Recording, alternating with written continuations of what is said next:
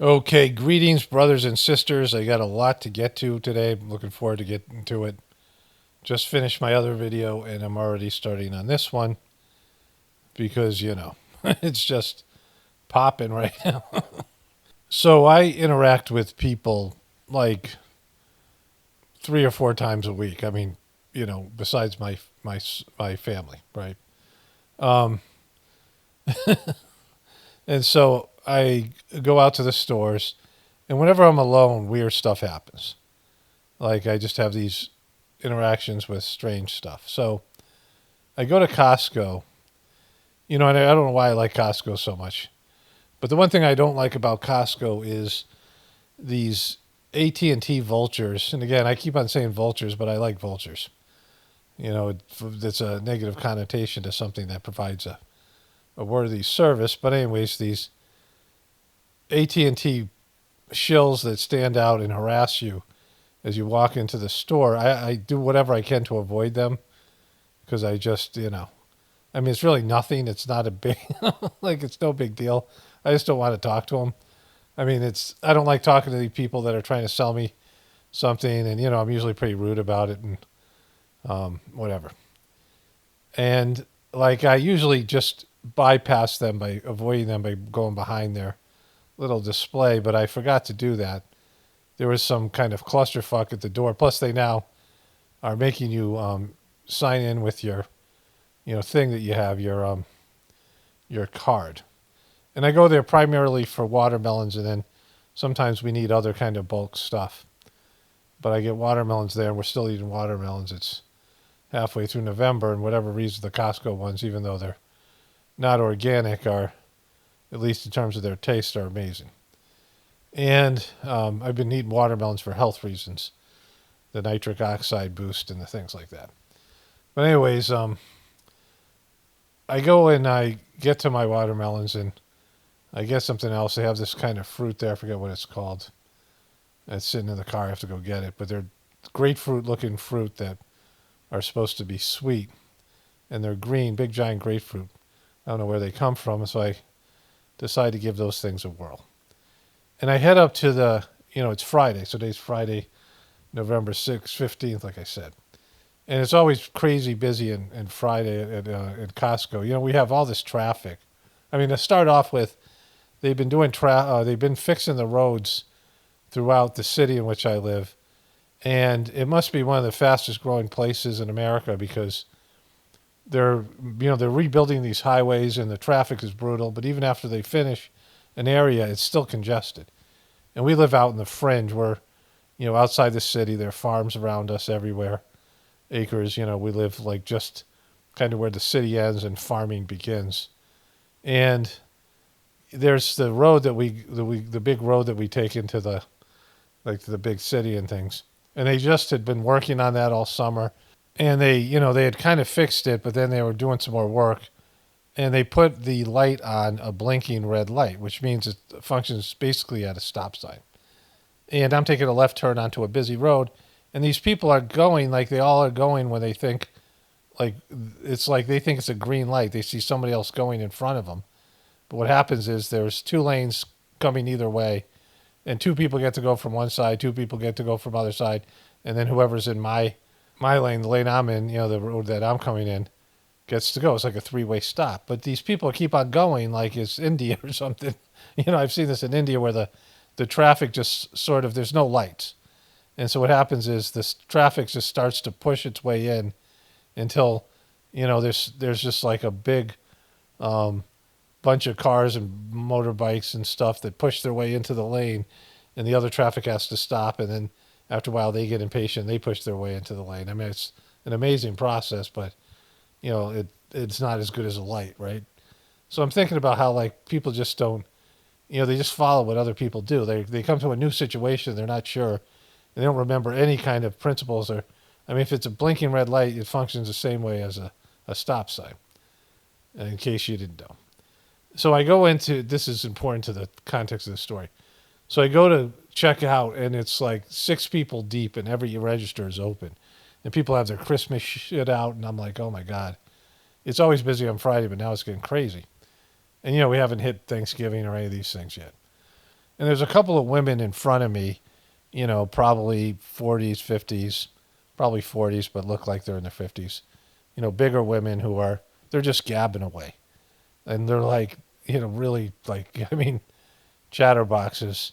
And they decide not to take their small stuff. In Costco, you take your small stuff and put it on the conveyor belt, and you take your big things and you leave them off to the side in your cart, and then they check them out through the cart, right? And they don't do that. And I'm like looking around and make sure like they haven't changed their policies. And the first lady doesn't do it, so the second lady doesn't do it. And both their carts are now on the other side of them. And the woman seems to be like a real sort of cheerful cashier. And she says hi to the lady, and they're all kind of, they're being nice to each other. And then the cashier looks at the cart and realizes the woman screwed her by putting all the stuff in the cart instead of putting it on the conveyor belt. She doesn't say anything, but you can tell I'm like, oh man, this is going to be great because I just like this kind of stuff, right? This is only the beginning of kind of the weird story. There's another weird story I have at Meijer. And, it's sort of like the cherry on top of the cake.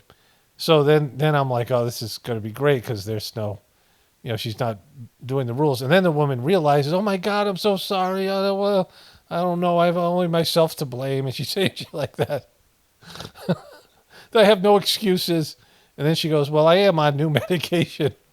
And she's loud as shit. Like she's almost everybody in that area can hear her. She's talking about how she's on her new medication. I'm like, so you're basically saying you're drunk and that's why you can't function at Costco, because even a drunk person would be able to figure out and remember to put your small stuff on the side. It's because you were gabbing to the other lady. But now the other lady who doesn't have the excuse of being on new medication, and she just went along with it because the other lady was doing it. Like that's how quickly people will forget their training, right? And their Costco training. And she starts reaching over and trying to grab shit out of her cart, putting it on the conveyor belt. And I'm trying not to laugh because, it's funny as shit. And then I go to check out, and, in Costco, they have to check your receipt to the shit you have in your cart, prevent you from stealing shit. And there's a line there. You have to sit in the line. Some guy comes off on the side of us really fast. We're all in a fucking line. And I, sometimes I'll say something. Usually I won't because, I don't want to interact with strangers. And I didn't care because, but then the guy realizes it's like somebody pulls up on a lane and everyone else is doing what they're supposed to do. And he bypasses it like he's somehow cracked the code. Like everyone's going in, you go in a single lane and then you decide which side to go to, right? And, because there's two people at the cash thing and it's just so busy. And he just bypasses this whole thing. And I'm like, there's always shit at Costco. Like there's always stuff I see there where I'm like, people are completely fucked. So then I go to Meijer and I have to buy some milk. We usually go every Saturday to the Amish market. We used to do this. We don't do it anymore. It's not Amish. They wear hats like Amish people, but they're like German Baptists or something. And they're nice people. We've gotten stuff for them, various things for them. We used to get chicken feet from them. And they, but we haven't been doing that. So, my son had gotten 2.5 gallons of milk because he drinks it all the time. I barely ever drink it, but I've been drinking a little bit lately, and I needed it for something. I ran out of cream. I put some heavy cream in some kind of dish I was making, and I usually have that, but I was right out of that. But anyway, so I'm like, I have to stop at Meijer. It's the closest store. It's slightly better than Walmart. And I go in Meijer, and, it wasn't the kind of normal Walmart experience I might have. It's like a little bit, just a little bit higher level of people in there. But I come out, and some guy's wiping his schnauzers, the ass of his schnauzer, his dog. It's like a little terrier or something, one of those little terriers with and he's wiping his ass right outside the Meijer. He's like some old guy, and he's got his dog. I don't know if his dog pooped in the car and got all the car or something. And he's really like going down on it, right? And then he gets up, like he's got like a wipe. He's right by the trash cans, like by the door. And he goes, just as I walk by him, he goes, woo! He goes fucking, woo! Like, my woo thing. He's doing my woo bit. Woo! And so this was my my most recent trip to Costco and Meijer. Okay, so I should be saying this, and I've been forgetting. You know, the shadow banning thing. Now that it's post-election, we get through a Christmas season, and then YouTube usually gets shitty because the ad revenue is no longer there. You know, people watch more videos in the winter, so there's more viewership is up, but ad revenue is down, and so like they get more restrictive about their bullshit. We'll see how they do it now because censorship is definitely on the table, and the censors and the people that push this agenda all got their ass kicked and have been disempowered. Their people are whining about Alex Jones and RFK Jr. and disinformation and saying that's why Trump got elected, and they're still pushing for their bullshit. Like I covered that in the beginning of my last video, which should be up tomorrow, I think. I don't know. But anyways, just, a reminder for everybody. The best thing to do is like the video. It's the easiest thing to do. Of course, you're subscribing and resubscribing and or hitting the button thing, that whatever that thing is, the bell to get notifications. And then leaving comments, and it could be, an emoji or whatever, something simple, just so the algorithms know you're interested in the video and you're engaged with the content. Even if you don't watch the video right away and you just hit something, just to, make it appear that you're going to come back or you're interested in the video, especially since the videos are so long. That's the other problem. They want longer content, and yet they, punish you because people don't watch the whole thing. I mean, the algorithms do. They're just counterproductive the way that they've worked these things. Of course, there is a membership program and all the other things that people can do, one-time donations and things like that. Anyways, let's get into the content here. So, as you guys know, there is this thing I do every year where I say there's going to be a theme to the year. And then I sort of forget about it after a couple of months, and people remind me of it because it usually becomes more prevalent. And this year was the year of the amateur, which it clearly was. I mean, Kamala Harris, long before that, there was all these examples. People are just amateurish in their behavior. Kamala Harris, that was like, completely an amateur night. And Donald Trump is an amateur in his way, even though he's a little bit more seasoned. He just is, he is what he is. But there's a movie now called The Amateur, which I found was interesting because it reminded me, of course, of this thing. Here's the beginning of it. There's the phallic symbol there outside of the... You ever wonder what they do with all the stuff you dig up for them? That's not my job. No, but you never wonder? No, it's the CIA. I gotta trust that they'll make the right call. Maybe it's better not to know. No. Boom, it's about the CIA, and it's called The Amateur. Love you. Bye. Bye. Boom. Okay, some bullshit is going to happen now. You tell me this, that music. I think you need to see this. What is this? Your wife has been killed. Boom. I knew some bullshit was going to happen. All right, I'm not going to use more of this in case they copyright it. And I'm just noting that, the year of the amateur, they make a video called The Amateur. I bet his wife hasn't been killed, but I bet some more bullshit coming on. Okay, so then this popped up in my feed. They were like right next to each other. This is great. Donald Trump's third time as the Republican nominee, but of course, this election was different because for the first time actually, he not only won the Electoral College, but he also won the popular vote. Sources Kaboom! Say this has given him a different mindset compared to when he first entered office. There's Sylvester Stallone was somehow involved here. In 2017. Trump's campaign advisor, Jason Miller, telling CNN last week that winning the popular vote, quote, changes everything. They would say he didn't win the popular vote, and we won the popular vote by records now. Records. It's always records. Nobody can say that anymore about us. Won the White House, recaptured the Senate, and now, as of today, recaptured the House. Boom. But some swing voters participating in a focus group conducted in partnership with Axios expressed some hesitation about Republicans controlling both chambers of Congress and the White House. Watch. Okay, so this is entitled, Hear What Swing Voters Think About Trump, Elon Musk, and RFK Jr. I don't think we need one party to have control over everything, because at that point you just have a bunch of yes men and women. And Yeah, of course that's what they're going to say. They're fucking swing voters, right? So these are swing voters in swing states, states that can't decide whether they're Republican or Democrat, or just not vote at all, which is what I do, because it's all bullshit, right? Those are your three legitimate choices. And you can do any variety of them. You can be a person who thinks it's all bullshit, but you like to vote, so you vote anyway. You can be a person who just votes for a goof because you think it's bullshit and you just like, whatever. Or you could be a person that, who votes Republican even though you're a Democrat because whatever reason, right? But those are your choices. You can vote for one or the other or not vote at all, right? But these motherfuckers, they can't, as a state, decide what their state identity is. And that's, that's not individuals, so that's a collective. So that's whatever it is. But there are these 10 states that are supposedly up for grabs, right? I guess Iowa now is and out of those 10 states, there's a bunch of voters who up to the last fucking minute can't make a decision between Kamala Harris and Trump and the Democratic Party and the Republican Party.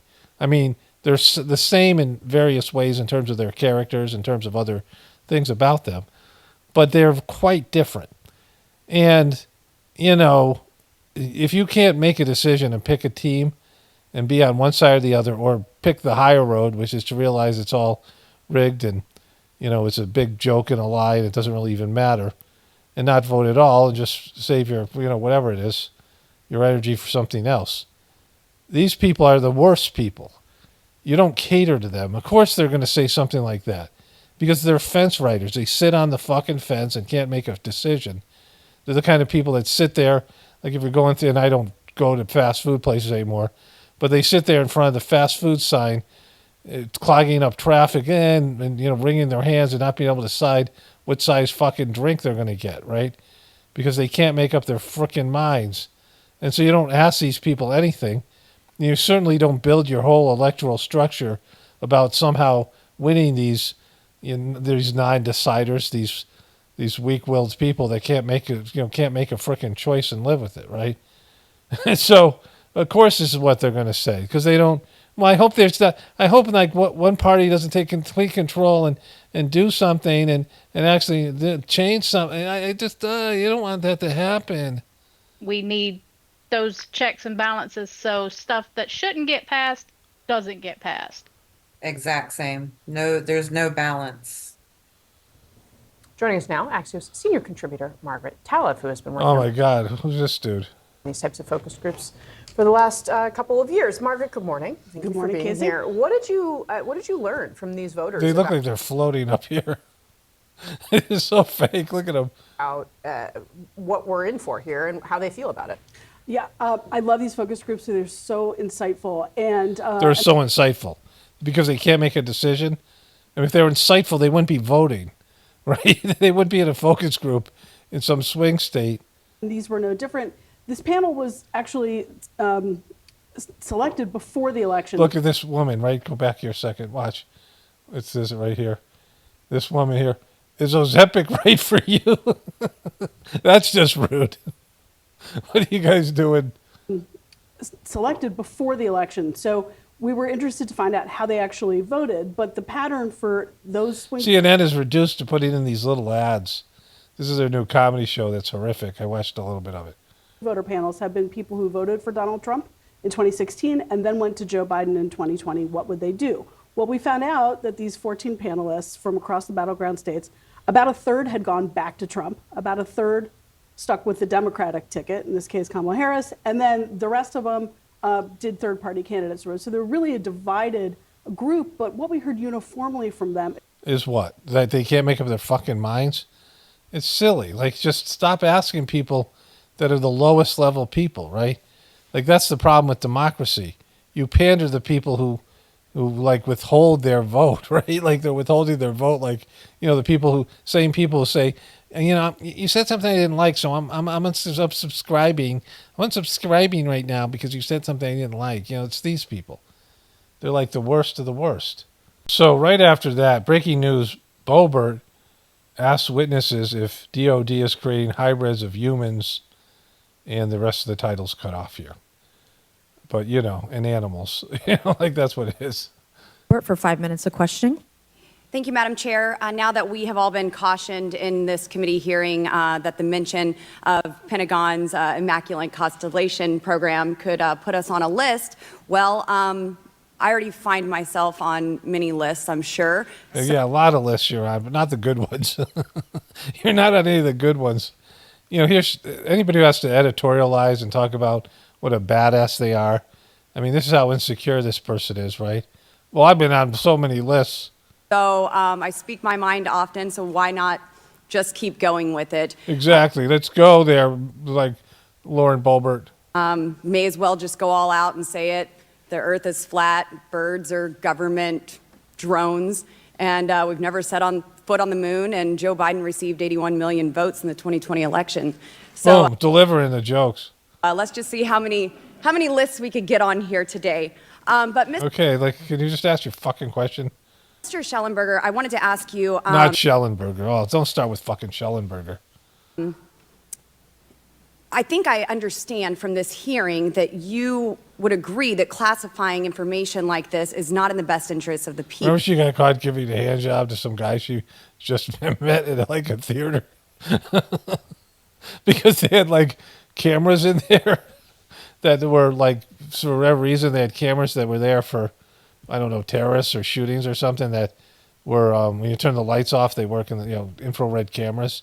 And it caught her like engaging in like sexual activity after being rude to people and vaping. Like, and she still has a job. Is that correct? Yeah, I mean, with the caveat that, of course, I would support classification necessary to protect secrets essential to national security, but I think it's pretty obvious that there's overclassification.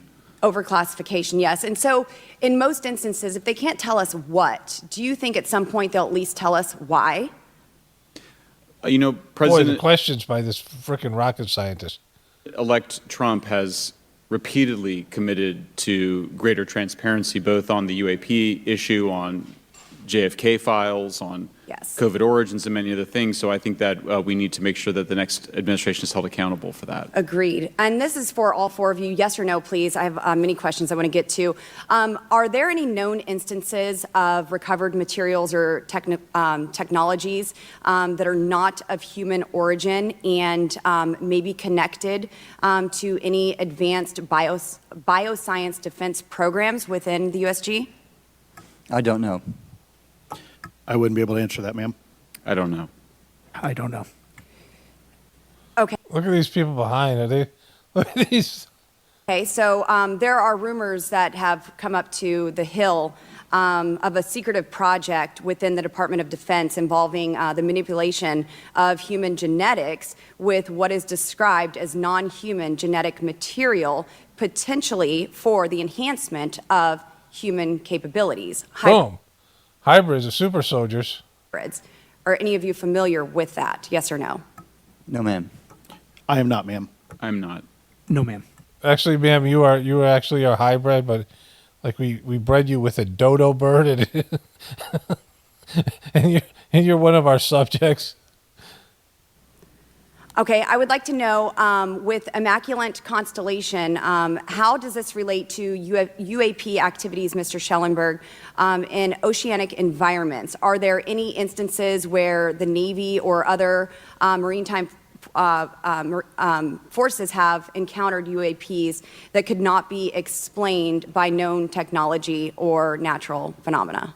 Yeah, the Immaculate Constellation covers both terrestrial and oceanic, and there's actually a number of cases described in the report that occur in the ocean. And do you believe that there is a concerted effort by the Pentagon to keep Congress out of the loop regarding these UAP activities, specifically in our waters? Yes. I think it's about 5% of our ocean that's actually been studied in detail by man, and we've studied more of space than we had of our own oceans. And so that's just crazy.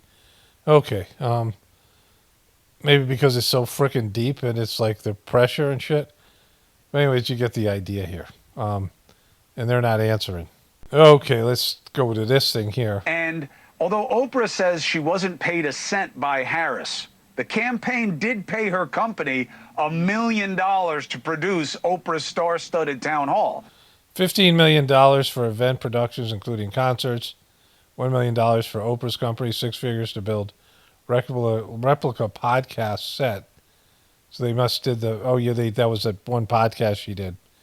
And they built the replica set that they could control and not go to the already existing set, and then private jets, $4 million. Well, isn't that paying? And the Harris team reportedly spent 6 figures to build that set I told you about on that Call Her Daddy podcast, you know, which I got her hundreds of thousands of views, but I mean, I don't know that it was cost effective. It's not, because hundreds of thousands of views probably what translate to almost no votes in swing states. Because it's not just about votes, right? It's about votes in swing states. And then you got Eminem, then you got Beyonce. So like they charged them money. Like these celebrities, like they charged for money to appear with her, right? Like it's, you know, they have an appearance fee. Talk to somebody who lived it, okay? And is speaking out now with her own concerns. Lindy Lee joining us now. Lindy, thank you very much for taking the opportunity. I'm a huge fan of yours. I've watched you for like a decade, so thank you so much for having me. Okay, like you're losing credibility, Lindy Lee. As much as we like hearing you bash Kabbalah, don't be buttering up this frickin' basement-dwelling motherfucker. Well, it is good to be here, and let's start just with you for a second with this question. What are you doing talking about what happened in the campaign and absolutely putting a target on your head, let alone your back? Her back and her head. That's the kind of stuff that made him reduced to this role on News Nation. Why would you do this? If we don't confront reality, if we don't address these very serious issues, we're going to keep losing. And I really like what you've said, you know, earlier in the segment.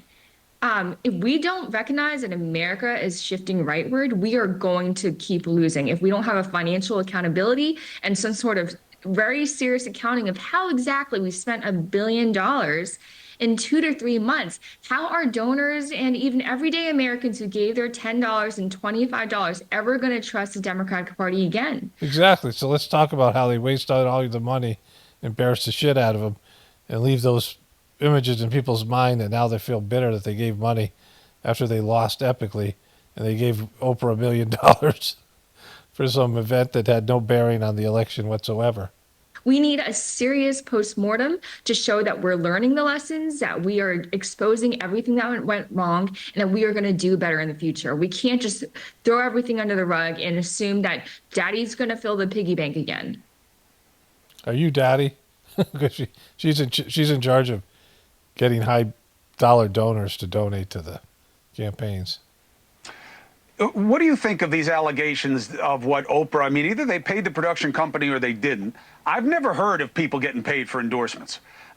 Paid to perform, maybe, but usually they give it. But do you... She's stunned. Of course you are. Like, these celebrities don't work. It didn't even fucking work, right? It brought enthusiasm to her events, but everyone knows the celebrities are going to vote Democratic. You know, it's like 95%. You know, that guy... whatever, who's was in that show Chuck, he endorsed Trump, and apparently Sylvester Stallone.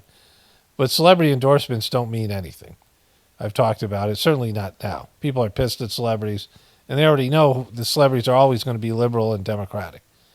And so you don't pay them, right? Plus they're getting to be relevant in some way. It's to pay them is like a disgrace.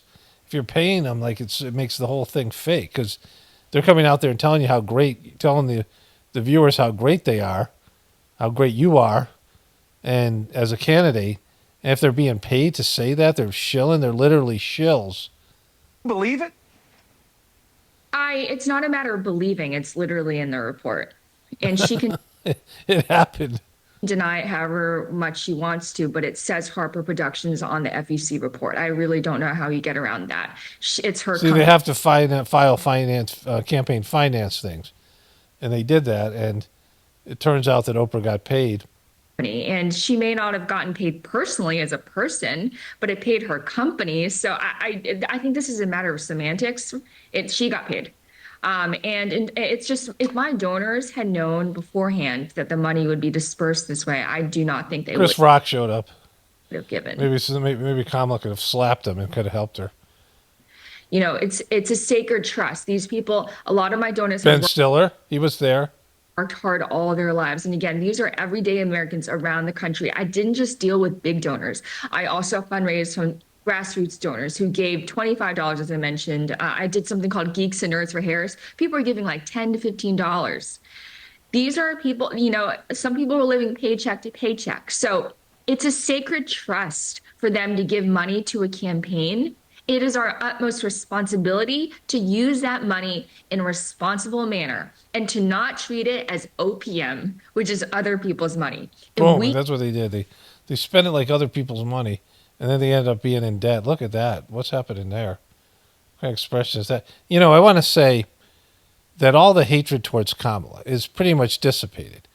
Kamala is gone. We haven't heard from her. She's disappeared. She was the vice president for 4 years, and we barely heard about her unless Joe Biden was screwing her over, unless she did a gaffe. She wasn't out there. She was made the immigration czar at a time when the border was falling apart, and Joe Biden stuck her with that unnecessarily, just to screw her over. And then she was just she wasn't a part of the news at all. She never appeared. She was gone, which most vice presidents are. They're not really very prevalent, right? It's like the kind of thing how the vice president's coming. Oh, is it? It's not the president, but yeah, all right. It's not going to be covered. It's not as big a deal. And now she's disappeared because she's a loser, and she's going to stay disappeared because she's a loser, and she's unlikable, and it's just so contentious, the election, and there's so much backbiting. So all the people that hated her, all the Republicans, this is why I talk about hate. People don't feel anything about her anymore. People hated her, and they still don't like her, but now that she's gone, it's like she's dead, and all the hate dissipates, right? All the hatred and vitriol and all the things that people felt about her, and then people just let it go. All the people were trolling her and mocking her on the internet, I make fun of her, and unless something shows up, she does something stupid, we won't see her again, right? She's gone, for whatever, and the hatred goes with her. We can't handle campaign money the right way. How can Americans possibly trust us that we would handle taxpayer money the right way? Yeah, and I'm saying that because, hatred is like a silly thing. It's a thing that's inside of you, and you got to deal with it because, you're just find ways to hate people, and it's not, it's your problem, right? Kamala was completely unlikable, and she's just, pathetic, but they all are. And, to vent and, have that kind of strong feelings and, dislike for somebody, and then as soon as they lose, it's like, they're lost. Then it all dissipates. It all disappears. Did you think you were going to lose? This is a very hard question. Very hard. So we were told 100% that we were going to win up until I think 9 to 10 p.m. on election night, which is stunning. I had a DNC official telling me on the night of that we were going to win ruby red Iowa. And I was just I just was wondering if he thought I was stupid. He said it in earnest. And I also found out that the guy's being pushed out, the same guy who said it to me.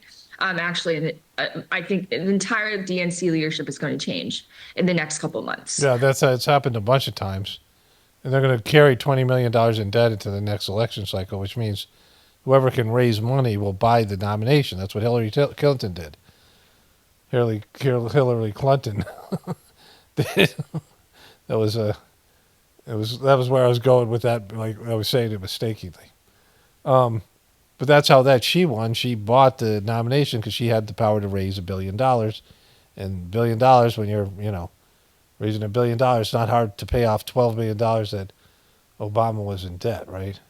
There's going to be hell to pay. This is not a 2016 loss. This is a shellacking. This is not it's a shellacking. Squeaker race. This is a resounding defeat. It pains me to say that. As you said, I put a target on my back. Actually, you'd be surprised that I have dozens of donors blowing up my phone telling me to stay the course. They may not have the guts to say it or the platform, but they want me to keep going because it's their money too. It's their money too. They're pissed about the Oprah thing. And we let the American people down. And Lindy, I know that you're worried about staffers and people who need the money, unlike the celebrities who haven't been paid yet. So here's what I can do. Whatever happens next, you have a platform here to discuss it. Okay? Well, what a stand-up guy this guy is. I mean, he's not in the basement anymore. He's best in the basement. Okay? Whatever comes out about you or Look you at her. believe that isn't true Oh, or she's so whatever touched. it is, you've got a platform here to discuss it. You just give me a call and you got it. Okay? Oh my gosh, that's so kind. That's So kind, Chris. I mean, how many viewers do you have? Oh, 15? Oh, well, yeah, I guess it's the platform. so kind. Thank you for saying that. I'm also not worried about me because I'm someone who's never even like smoked marijuana. I don't even drink alcohol. Oh, come on. Don't bullshit us. So I live my life in such a rigid manner. I'm a workhorse, you know, so I'm not afraid of what people could possibly say. It wouldn't be true. So I'm Exactly, because she's just Mary fucking Poppins. All right, you've lost all credibility now. Anyways. Okay, so this is a quality meme that just popped up. It was sexism and racism. It was white women. It was men. Nah, it was you assholes. The memes are popping now, like everything is. And, you know, it's a glorious time in terms of the loss. All right, I got more. I'm going to stop here now. I got to go make dinner. I'm way ahead of the game anyway in terms of my videos. So there'll be, you know, I'll continue this tomorrow. I'll go do some Alex Jones stuff and the rest of it.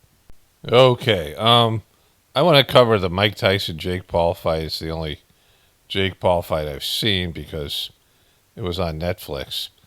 And the whole coverage of the whole thing was hilarious, and it was a major fail. I mean, I've never seen such a fail. The fight was atrocious. And they're not even talking about how bad it was. And they had streaming issues, right? And I'm going to get into all that. But Mike Tyson had this interview with this girl. I'm going to turn this down a little bit here. She's a 14-year-old girl.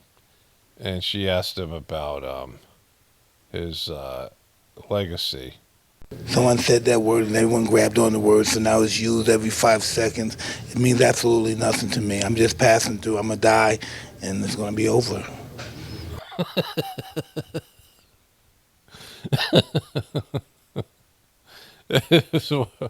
This was a highlight of the.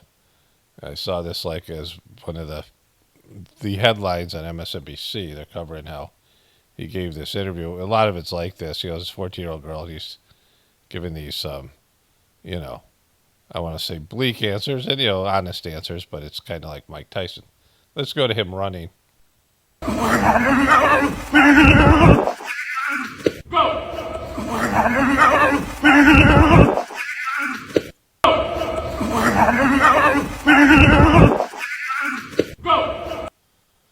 So that's Mike Tyson running. And, you know, you can see by the way he runs, he's got sort of a Thorazine gait, which was very apparent when he was boxing. I'll show you just a little bit of the highlights of the boxing.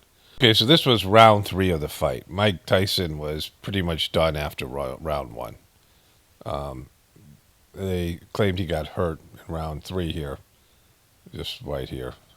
Land a beautiful jab with right hand first, right there, and knocked Mike off balance 2 times. And Mike was highly off balance right there. I don't like how. So he looks very uncoordinated. Mike looked extraordinarily uncoordinated, and he was biting his gloves throughout, which people said he did. I remember him holding his gloves to his face. But he did, mostly what he did was sit there and walk really like uncoordinatedly, or just his gait was weird. And then he would bite his gloves, and he threw almost no punches. Jake Paul held him in the beginning of the fight. Now, my brother was a big Mike Tyson fan, and I saw pretty much all of these Mike Tyson fights when he was coming up. And he'd come up wearing like sneakers with no socks and just a towel, like a towel that had been like, you know, cut with a hole in it. Like he just totally low budget. Jake Paul came out in a convertible car with his brother, and they were playing Phil Collins Is in the Air Tonight, which is now used as Monday Night Football opening song. And he was singing it, and everyone's booing him. And he came out, and they said he had $1 million shorts. His shorts had diamonds embedded in them. And they were sparkly, but you could have just put anything in there. And he spent $1 million on his shorts alone. The announcers were Rosie Perez and Roy Jones, who Mike Tyson had fought in an exhibition fight. So he was some sort of expert on Mike Tyson because he fought him like 3 years ago. Both those guys were not in their prime. And they had these other guys this English woman and this other dude, who were interviewing Evander Holyfield, who Mike Tyson bit his ear, and Lennox Lewis, who was a guy who was on Celebrity Apprentice with Donald Trump, and he had fought Mike Tyson. I don't know if he fought him when he was a pro. I can't remember all that stuff, but he fought him when they were younger, like they were both like amateurs. And Evander Holyfield couldn't hear the answers. Either he's too punch drunk, he couldn't hear the questions. He was sitting on the end, or his ears fell fucked up from Mike Tyson biting it. Like, I don't know what. But it was really bad TV. The whole coverage, it was gaudy. And the two fights before it was like some flyweight fights and two women fighting. And there was way more action. There was almost nonstop action in both those fights. And the first one between the two guys was a draw. And that was a title fight. And it didn't seem like it should have been a draw, although they both threw a lot of punches. But it seemed like they were setting up another fight. And, just boxing is always compromised by bad decisions, right? Because of it's just like gymnastics or any of these things, figure skating, any of these type of things where your score, if someone gets knocked out, sure, it's a definitive answer. But when someone wins the fight, overwhelmingly, they can't really cheat them, but oftentimes they get cheated for, setting up other fights and rematches and things like this.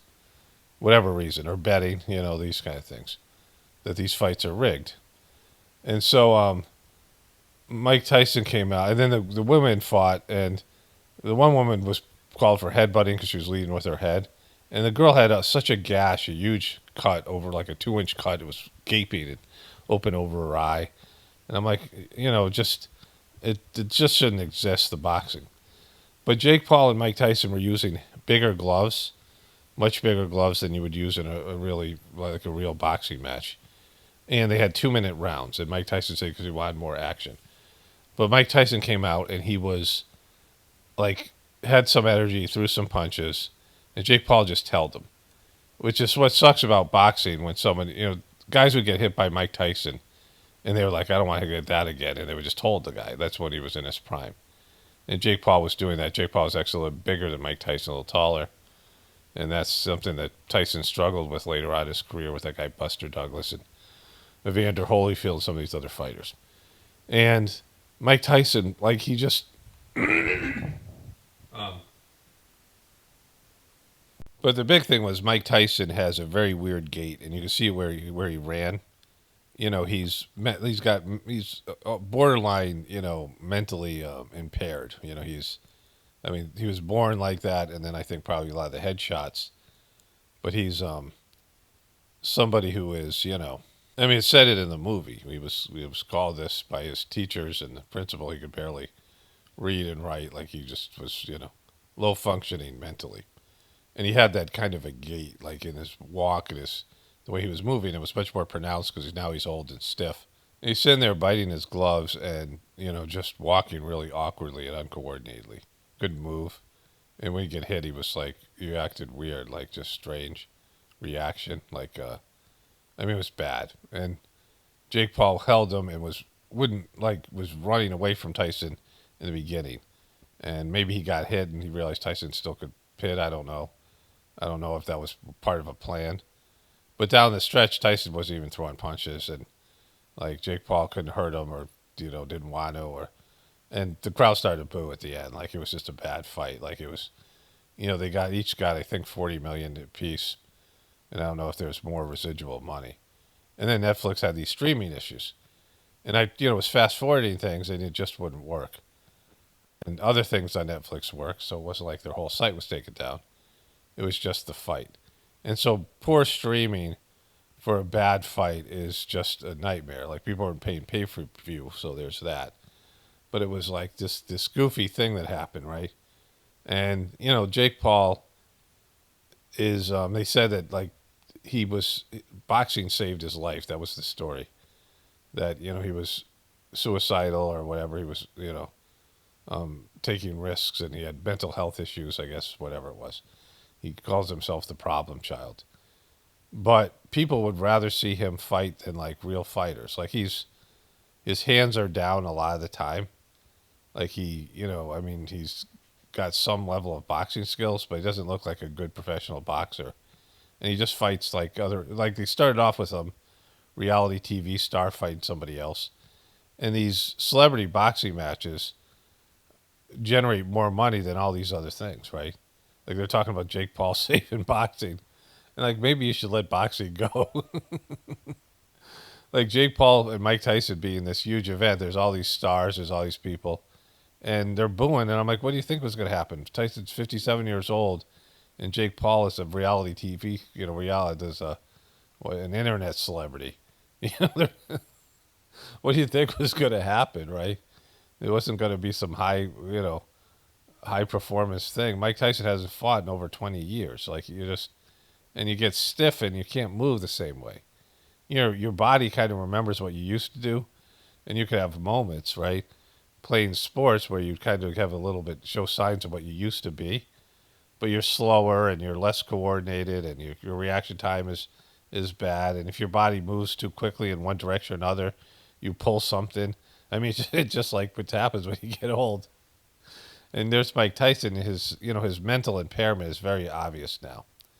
When I was younger, I had no idea, but like I said, when the movie, the unauthorized movie about his biography, which was very enjoyable, and they're cheering Mike Tyson, they're calling him on at the end of the fight, and I'm like, Jake Paul is a piece of shit. Nobody likes him, and I understand that, but Mike Tyson was a bad guy and a convicted arist, which they went to jail for R-ing some young woman. Who, it was pretty violent, right? Like, it's just, he's not, like, he's had a troubled life, right? And, like, he's celebrated now because of all, but he had a lot of issues. And, he went out biting a guy's ear, like, and he's got this, like, compulsion to bite his gloves. He was biting his gloves throughout. He's got some issues, right? A lot of, like it's like neurological issues. And, like I talk about the Thorazine shuffle when people walk. And I'm like, this is just so gaudy. A guy spent $1 million on his shorts. Like, it's crazy. Like, they didn't look anything spectacular. Like, I don't know what he was thinking. He said he wanted to shine. But I'm like, diamonds aren't the best glitter out there. You could bedazzle anything. Right? With some... And so, it was hard to watch. Let's put it this way, and making it Netflix making it having technical issues made it hard to fast forward because there was something that required fast forwarding because there was just not something you could watch. It was just a waste of time watching two guys just circle each other in the ring. I would say it was probably held the record for the least amount of punches thrown in a fight. And so and boxing itself, it's just all that stuff is so brutal. It's so base level. Like I always say this, when I was younger and I watched boxing, the big thing was the holding and the lack of action, right? And people booing in the fights, and then of course being rigged and the decisions not being, so gross and so like it was in Vegas a lot of times associated with gambling and these big fights, and even the smaller ones were more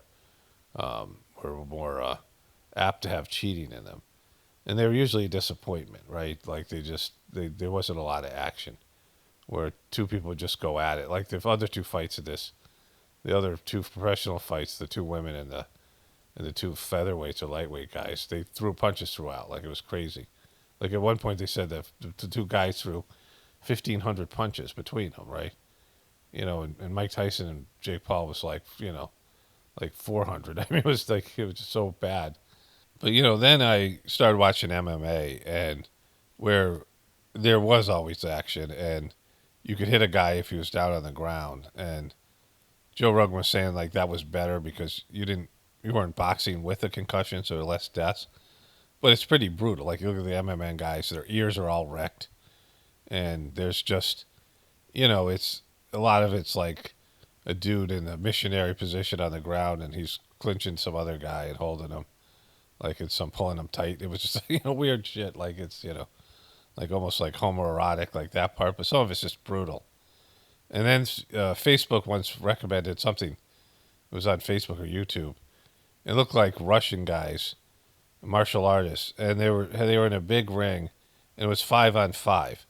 And when one guy would win and knock out another guy, he would team up 2-on-1 on the other guy. They would destroy him. It was like this. It's just so violent, and damage is done. Like, these guys are getting, permanently messed up and head injuries, and just it's kind of archaic, right? It's just the violent nature of people want to watch people beat the shit out of each other. It's kind of like almost like in the days of slavery, like, or some kind of, gladiator type of things when these slaves would be forced to fight, like cockfighting. Like, pit bull fighting and cockfighting are illegal, but human fighting is like, and these guys pretend to hate each other, and Mike Tyson slapped them, just, it was so fake, and it's just to build up to the fight. And, they were around each other the whole time, but he waited till the weigh-in where they stared each other down to slap him, just to, boost whatever it is.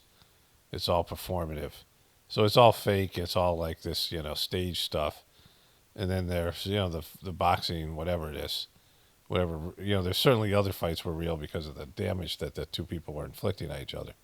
It's time to move on, right? It's time to put this behind us. Like, it's just slow, low vibration. Okay, just want to add this to it.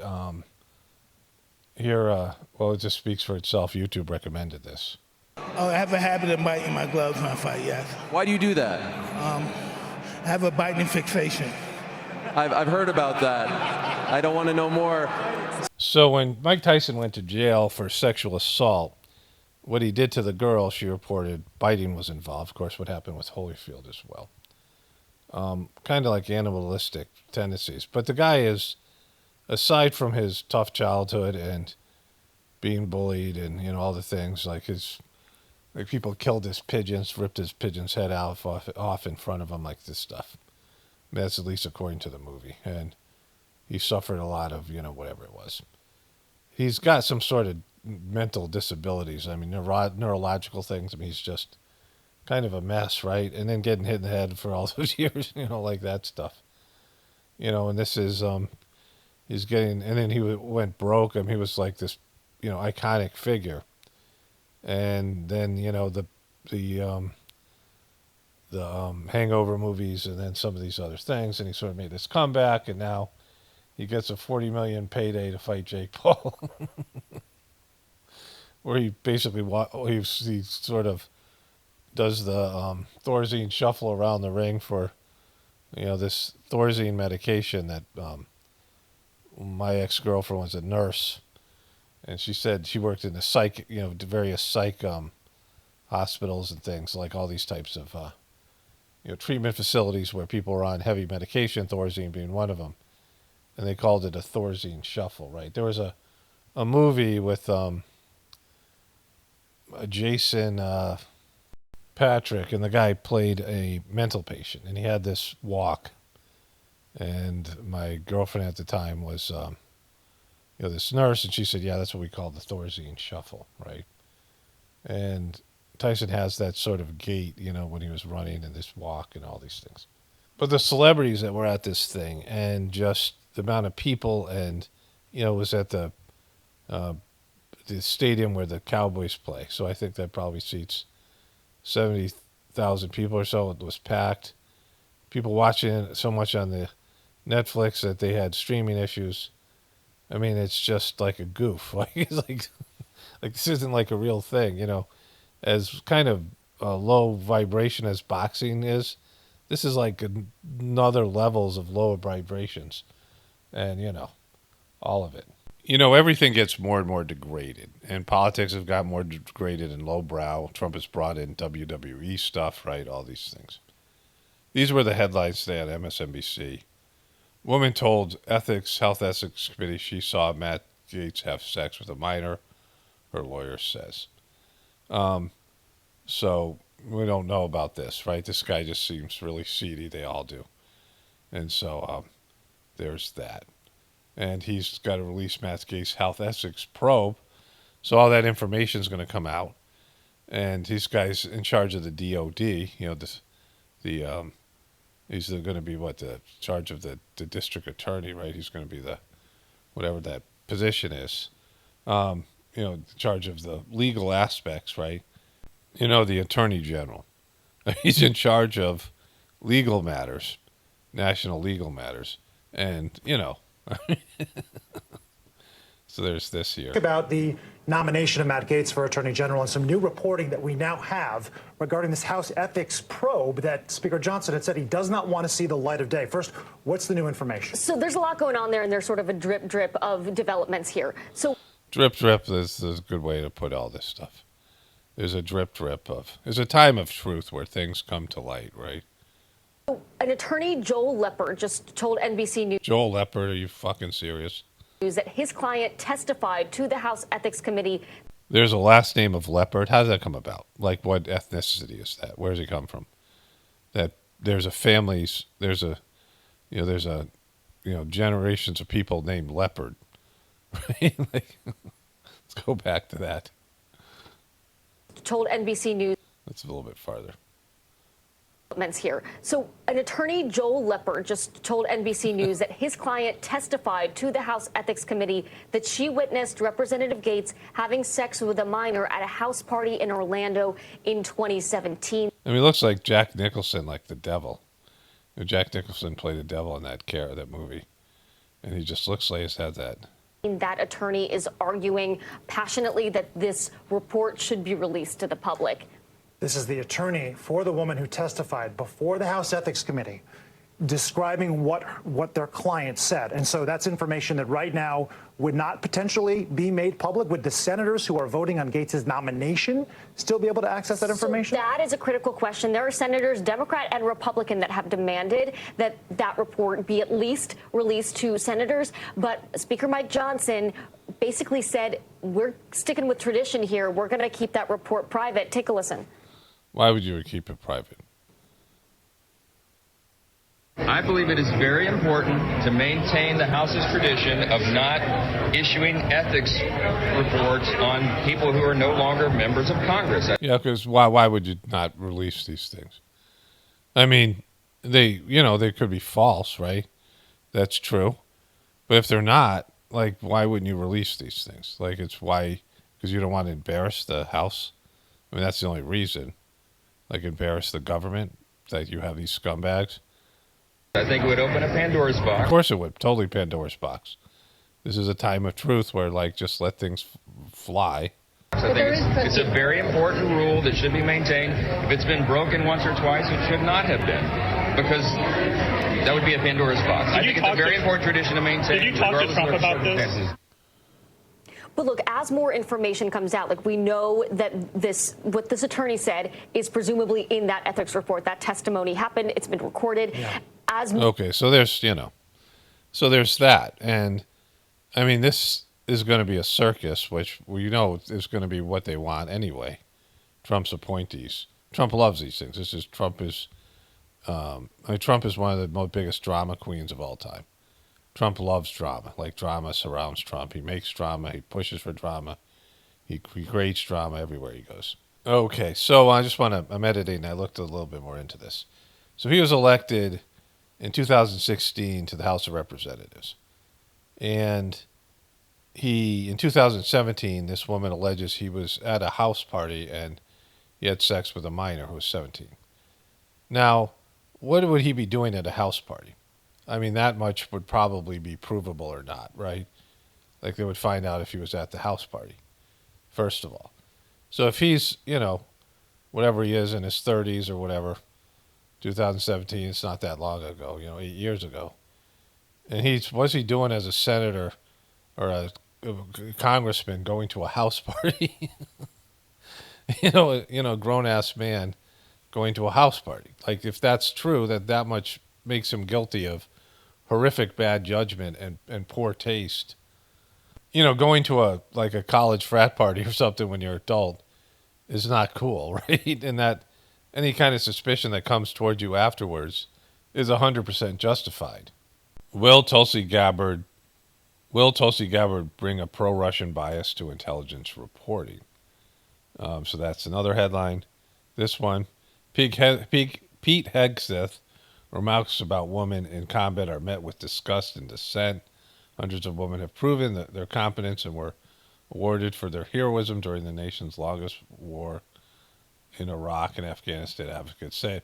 Remember that girl that was celebrated, Jessica something maybe, and she her leg was broken and she couldn't do anything, and they gave her an award for like saving people, and it didn't happen, and it came out and all these things, right?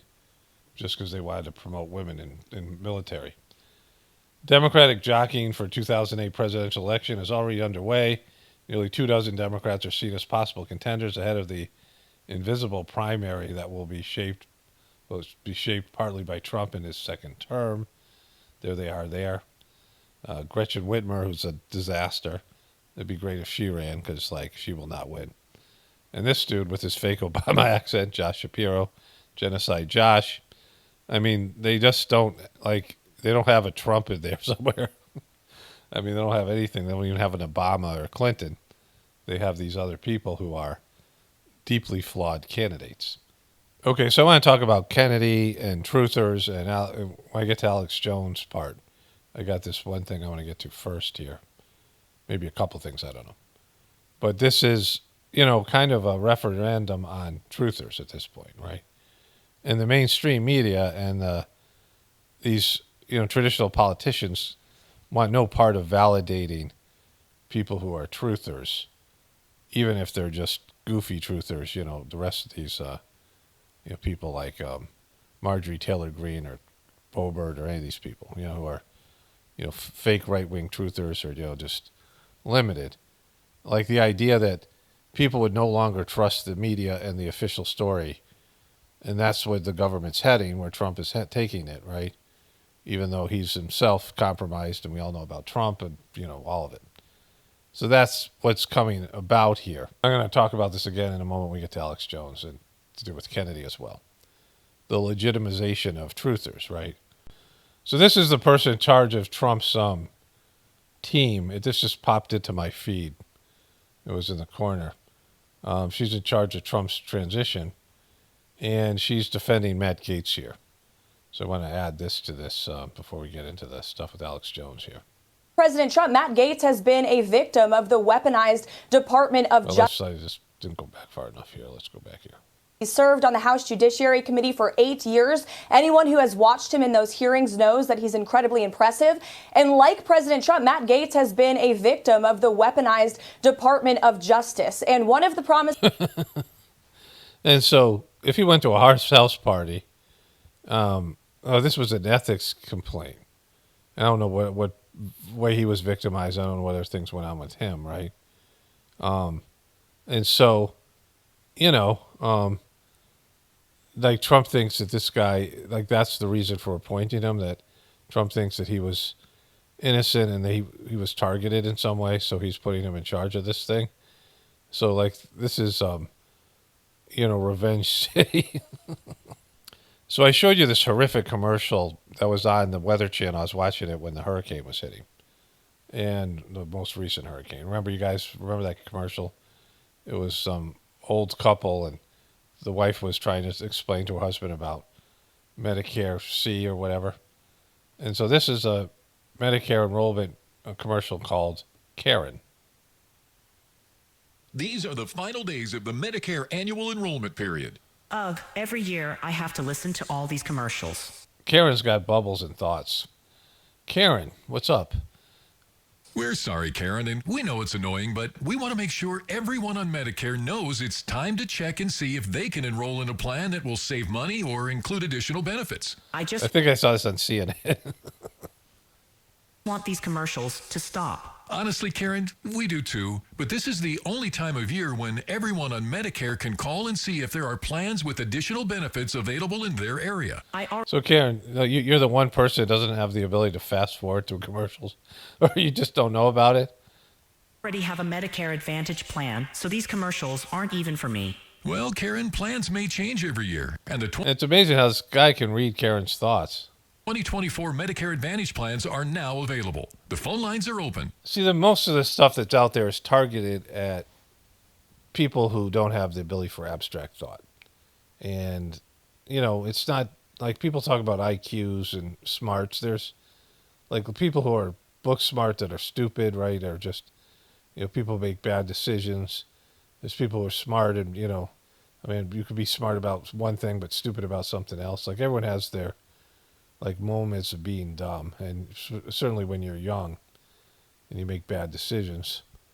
But there's just levels of consciousness, and it's not about intelligence. It's about just levels of consciousness. There's people who are really smart who are just gross and evil and criminal, and there's depraved. They have they're sociopaths, right? Oftentimes people are sociopaths, and people with borderline and narcissistic and other personality disorders are really intelligent. In fact, that's more the case, right? It's almost something like you have to be intelligent to have those kind of disorders. And so part of it is intelligence, but also what kind of soul you have. Do you have good tendencies? Do you have good, just innate moral, you just have an aversion for doing things. Even if you do something wrong, you immediately feel bad about it, and you feel guilty, you regret it, right? You have a conscience, you have empathy, you've a more developed heart. There's all these things that just, there's different types of people on the inside, physically people, mentally, but inside there's levels of just, at least a flirting with the higher nature. You might not embrace the higher nature, but it's there, and you're flirting with it, where other people just don't have it, any of that, right? They haven't developed a higher level of consciousness, a spiritual level. And it's, so they can be smart, they can have various characteristics that would make you think that they're developed or special, but there's no moral fiber, there's no moral compass. And with that, let's get into the Alex Jones stuff here, because that ties into it. Okay. So, let's start off here. News site The Onion has just won an auction to acquire the media outlet Infowars. Right-wing conspiracy theorist Alex Jones. The Onion's bid was backed by the families of 8 victims of the Sandy Hook school shooting, the very people that Jones defamed. And now Alex Jones is responding on social media. The Connecticut Democrats with the... Okay, we already saw this, right? They're not going to show the whole thing. They're going to bring in Brian Stelzer here. Hey, look at Brian. Joining us now, CNN Chief Media Analyst Brian Stelzer. Brian. Both Alex Jones and Brian Stelzer have lost the same amount of weight. Brian Stelzer is and Alex Jones. Brian Stelzer, reliable sources. I think he's come back to CNN. I haven't seen him, but I think someone said that his show is back on. So let's just hear what he says here. How did this go down? This is a pretty stunning development. It's both hilarious and also very serious, Jim. For those who don't know The Onion, this is the print newspaper of The Onion. So what made them take Brian Stelzer as a serious person? Because he has a woman's voice. Very seldom do you find a man who can sound like a woman the way he does, right? There was a there was a Seinfeld character, I showed you that Seinfeld character. And, we said, Brian Stelzer, that's not really a good imitation. He actually, if Brian Stelzer called you, you would think it's a woman, right? And very few men can replicate that voice. But it's not like he's good looking or smart or likable. So, what's the thing that got him to be a national persona on CNN, right? The Onion's a longtime comedy brand, a satire brand, making fun of real news. The Onion was fake news before that slogan ever erupted in our politics. Here's an example from the Onion paper, Jim, Trump launches his own brand of voting machines. Like, that's the kind of humor the Onion is known for. But they're doing something. Great humor. It's actually, Youngin has some funny stuff. Just headlines or whatever it is, right? It's a plane passing by. I don't know if you guys can hear it. Something very serious here. They were able to bid for the Infowars media empire. Infowars, of course, a very different kind of fake news. Infowars and Alex Jones, he's all about fear of immigrants, fear of Democrats, fear of government. He is a disinformation artist, and it was his defaming. He's not an artist. He's a performance artist, but not what you would call an artist, because he's not great at it, right? Of the Sandy Hook families that caused all of this to happen. It was that lawsuit. It was that $1.5 billion judgment against Jones that sent this to auction. And as of today, a judge has ruled that The Onion, a satirical. Okay, so let's talk about the $1.5 billion. See, Alex Jones is a shill, which we know, and I'll talk about that in a bit. I mean, most of you guys know that. But Alex Jones, the judgment, and I don't know how this happens because Alex Jones is a part of it. Like he's, I don't see this being something where, it's legitimate. Like Alex Jones could afford like real lawyers, and this could be something where now Trump's president. Trump went on Alex Jones. Trump is, an Alex Jones kind of person, like at least in terms of these people that are, Alex Jones has relationships with Joe Rogan and some of these other people, right? And so, why hasn't this judgment been reduced to something reasonable? $1.5 billion. So the Sackler family that murdered people, like hundreds of thousands of people, died from the opioid epidemic. Think about what the opioid epidemic did to people. And they advertised this as being something that wasn't addictive when it was. And they pushed it with nefarious means, right? And they made $10 billion, and the lawsuit, the judgment that they were able to negotiate was $5 billion. So they still walked away with $5 billion, right? That's like $500 million, right? And so it's crazy, right?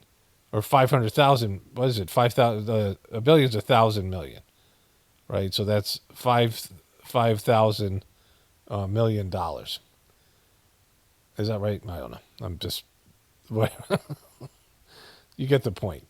And so their judgment was significantly less than what Alex Jones was, proportional to, Infowars was worth like $160 million, right? And they did real damage and kill people. What Alex Jones did was say things that people are saying aren't true about these victims of this, situation, right? This, Sandy Hook thing. And so he said things that weren't true, and they were not extraordinary things, and he's got to pay $1.5 billion? Like, it's crazy. Like, why would it be that, why would they allow something like that to happen? Because they want to make it sound like anybody who questions the official story is way worse of a person than the people who murder people and are people and, all these people that do real physical damage to people, real trauma to people, right? I mean, the Sandy Hook family didn't sue the psychiatrist and the people, the drugs this kid was on that killed their kids, right? In terms of the official story, there's all these people, the kid's family. I mean, okay, your kids get murdered, then that's the worst thing, right? Like, the worst thing is when your kids get murdered, and the people responsible for your kids being slaughtered, like in this situation, would be the worst thing, right? That would be the worst possible thing that happened to you. Everyone would agree with that. The murder of the kids itself. And people talking shit about you afterwards and misrepresenting you or saying things that weren't true, slandering you, would be bad, but not nearly as bad as your kids being murdered. So the judgment, the monetary judgment for your kids being murdered, whether it be, psychiatrists that prescribe medication, or where, the medication itself, if that was a part of it, like any kind of thing like that, right? Finding some blame and liability for the people that were responsible for the kid's family, right? Or whatever it might be. And so the real damage would be the murders. And, wrongful death suits are between $500,000 and $1 million average. There's some that are worse, right? I mean, I talked about the Sackler family and all that stuff with the opioid epidemic, right? And, I made the point when this first came out that Rudy Giuliani owed like $160 million for his slander of voter workers, questioning their integrity. And then, these people who worked in the Georgia, vote county, whatever it was, whatever that title of that job is. And then Trump with this woman who he didn't get convicted of sexual assault with her. And it was never any conclusion that he did anything. But his talking about her and what he said about her, he owed like some kind of hundreds of millions of dollars, right? Whatever his, whatever his thing was. And so these were going after people. And again, Rudy Giuliani and Alex Jones and Trump are all pieces of shit. Like, I'm not defending these guys. But you are having these rulings that are ridiculous in terms of the amounts of money. And when you do something like that, the whole system is no longer valid. Because the reason for these types of lawsuits, where there isn't anybody going to jail, but there is, damages that have been done to people. And sometimes it's damages that, like these kind of healthcare lawsuits where people have suffered from pollution and, that movie, The Dark Waters, where people have actually suffered and died. So that would be the kind of worst stuff. And when you get into slander and things like this, it's, it should be almost, minimal. And the damages have to be reasonable. Like when you're going to punish people, like if you're in a position of authority and you have to dole out consequences, whether it's to your kids or, whatever kind of, you're a teacher or something like this, timeouts or whatever, the consequences have to make sense and they have to be in proportion to the wrong that's been committed. They can't be exorbitant. And $1.5 billion is exorbitant. It's ridiculous, right? For someone who's claimed to be a performance artist, I mean, so like it seems completely contrived in some way to send a message that anybody outside the system, because these guys on CNN are celebrating this, and they should be, how many times does CNN report something false about somebody? And that's national news. And their liable suits are nothing like this. And when they do real damage, Alex Jones is listened to by fringe people that the majority of people don't care about, right? And so the things that he said, they made them public, right? The media made Alex Jones stuff public by repeating and showing video clips of the things that he said that caused the offense. And so they brought these ideas into people's minds much more so than Alex Jones did, because they showed you what happened. They made this a national story. So if it was so significant, like something, if the damage is people hear something about you that isn't true, then the more people that hear it makes it worse. And they were the ones that brought it to the mainstream. Like Alex Jones followers are a select group of people. And then they said, he inspired people to harass these families, so that's part of it. But then you're generating more negativity and hatred towards these people because a lot of people are going to side with Alex Jones or right-wing people, QBs, things like this, right? And so the whole thing doesn't make sense. Like it's not a fair or equitable system. News website gets to own all of the Infowars assets. So as we speak, Jim, Infowars.com, the website's already been taken down. And now the new owners, whether they use it for comedy or they use it for advocacy, we're going to find out in the months to come. Fascinating, especially after Alex Jones caused... Okay, so The Onion is, I believe, out of Connecticut, and I'll recheck that, right? Alex Jones' stuff is in Austin, Texas. And it's just a studio building and microphones and whatever broadcast equipment they have, which is mostly, they put it on the internet. Like I think maybe, is it a radio show he has there? But whatever they have is mostly through the internet. So it has very little value, right? Like it's a studio, unless that they mock things out of it or whatever they do, it's not going to have the kind of following that he had. To have him continuously crank out content and pay them money would be the smart thing, because he makes a lot of money. And everything that he made, they were glomming onto, they were getting, and they were, they would have all this money, right? If this was, I mean, it seems like just not a real thing. It's like what's happening here, that they would make that decision where they would take less money just to take him off the air. And he's on Twitter now. And this just brings attention to him. Like, no one's thinking about Alex Jones as much as when he got canceled. He's really, I mean, it's only his hardcore followers, and they have to be really kind of stupid at this point to believe anything about Alex Jones being real. His lawyers admitted that he's a performance artist when he went through a bad divorce and, his ex-wife and these things and all that stuff, right? And he said all these things that they were playing in terms of custody with his kids, they said, well, that's just him being a performance artist. He's an entertainer. He doesn't really believe that. And that, my son was talking about we were talking about this a couple days ago, and he heard people that had debated Alex Jones, and Alex Jones went off on them. And all of them said that afterwards Alex Jones came up to him and said, oh, that was really great, that exchange, because he was always making things dramatic and explosive. And that was how he generated a low-brow, low-vibrational, low-consciousness audience.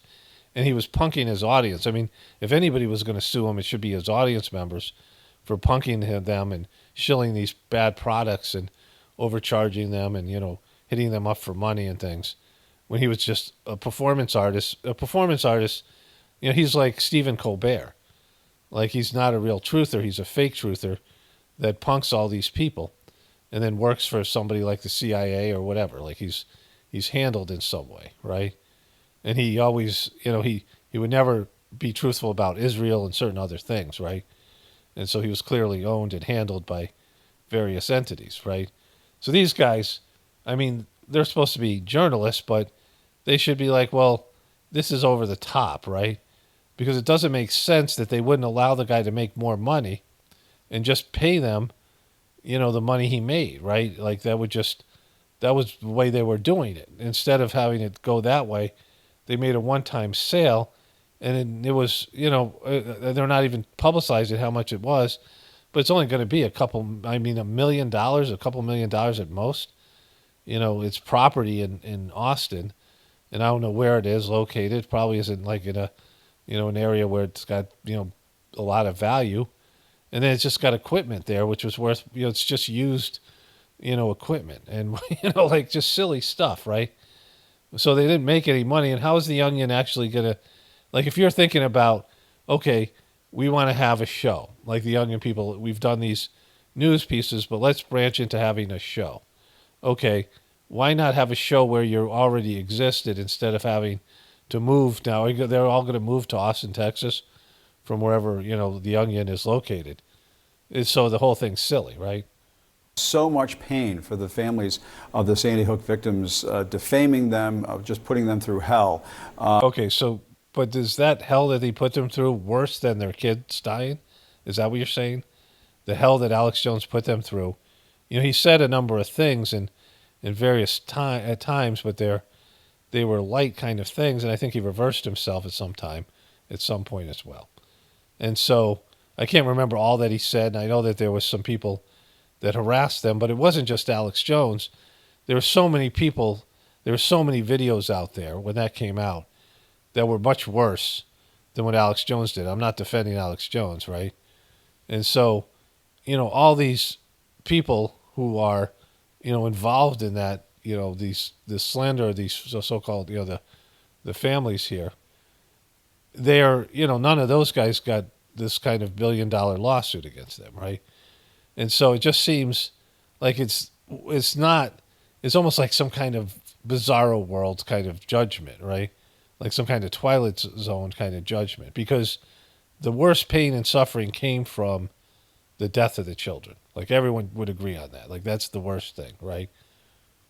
A lot of people are seeing... And that's why... Yeah, some justice here. This is another example of the courts bringing real punishment for defamation. Jim, you and I have been covering this for a few years now. We've seen how it's really only the courts that are able to bring justice to the big... It's not justice. Like, people are talking shit about people all the time, right? Like how many bad things have been said about every person who's on the internet. Like, people are talking bad shit about everybody. Like the internet's just full of slander, and if it isn't, if it isn't blatantly false, it's exaggerated and filled with venom and hate and all these things. And, this one thing, right? These things are specifically about Trump and Rudy Giuliani and Alex Jones here, these prominent figures and not everybody else, right? Okay, so Kamala Harris called Trump a fascist. And, that went on national news. CNN actually put her up to that. And so that was on this network. Like, so how much should she be served for $1 trillion? Because Trump is now viewed as a fascist, and all the people that hate him and all the things, can he sue her, for $1 trillion for that remark, right? Like, is that, being called a fascist? It's one of the worst things, right, as a person. He's clearly not a fascist. And all the other things that were said about him by people all over the internet, people pretending to kill him, Snoop Dogg, having a gun that said bang on it, and then those fake assassination attempts, but the mainstream media thinks they're real. And so all the things that came about it, that Kathy Griffin cutting off Trump's head and holding the severed head in her hand, is that worth $1 trillion or $1 billion? Kathy Griffin, like similar person, why, so why is it so one-sided, right? Reliable sources guy. And now let's go to Alex Jones, because I want to talk about this and, the real reason for all this stuff. I don't know how you follow that. I'm just telling you, man, I am not taking it lying down. I don't know how to do it. I'm not built to suck your dick. I'm not built to I'm built for war, motherfucker. And I will not bow to you. I will God damn you assholes, man. I'm so sad. I'm so sad. I don't know what happened to me. I'm so sad. I'm not built to suck your boop. I'm not built for it. I've had to learn how to do it. I'm built for war, even though I'm folding my tent and going home. I've given up. I've quit, but I'm built for war. You effing assholes. You effing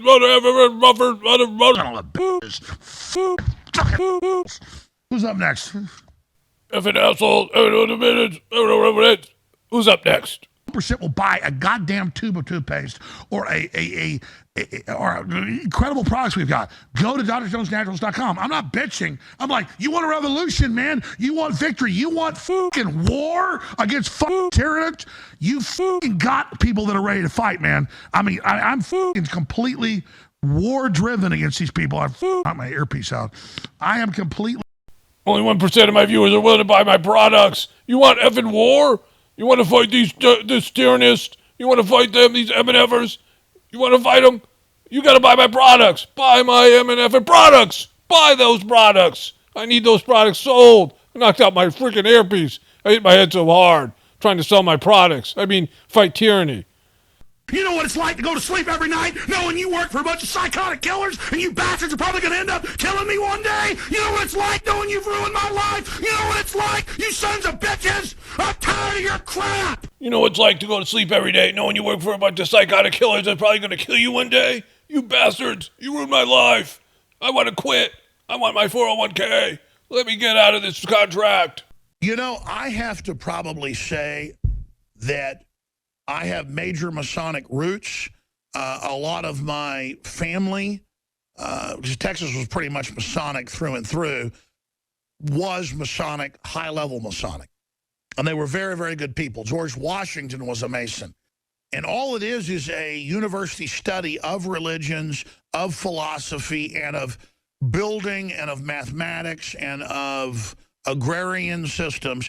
And so what you see as Masons today is just those schools going on. And there have been hundreds of different variants and groups and Rosicrucian orders within the Masons, and the Illuminati, founded in Germany, was a counter-Illuminati to the real Illuminati. And yes, Undoubtedly, my family on both sides on the Mayflower, hardcore Protestants, you could say Rosicrucians. This country was founded by real Rosicrucians, not the Rosicrucians you see out there today. And so, undoubtedly, if you want to say it, I mean, I would say I come out of a classical Enlightenment family of what you would call real Illuminati, real Enlightenment. And I'll just say it here. When everybody asks me who I am, I'll tell you. There's no secret society. There's no secret messages. There's no secret handshakes. This is a human. This is what we look like. This is what we act like. This is what everybody was like before us. This is what I am. I'm a throwback. I'm here. I've got the fire of human liberty. I'm setting fires everywhere. This is a shill. This is what we look like. This is what we act like. This is how you make $165 million. I'm COINTELPRO. I work for the CIA. I'm cutting you out of your money. I'm cutting you out of your money everywhere. We're at war. I've declared bankruptcy. I'm broke. I need your help right now. My body's full of cholesterol, and there's a strange growth on my scrotum. There's only one way to fight this madness, to win this war. You need to buy my products, and you need to do it now before my head explodes. My blood pressure is too high.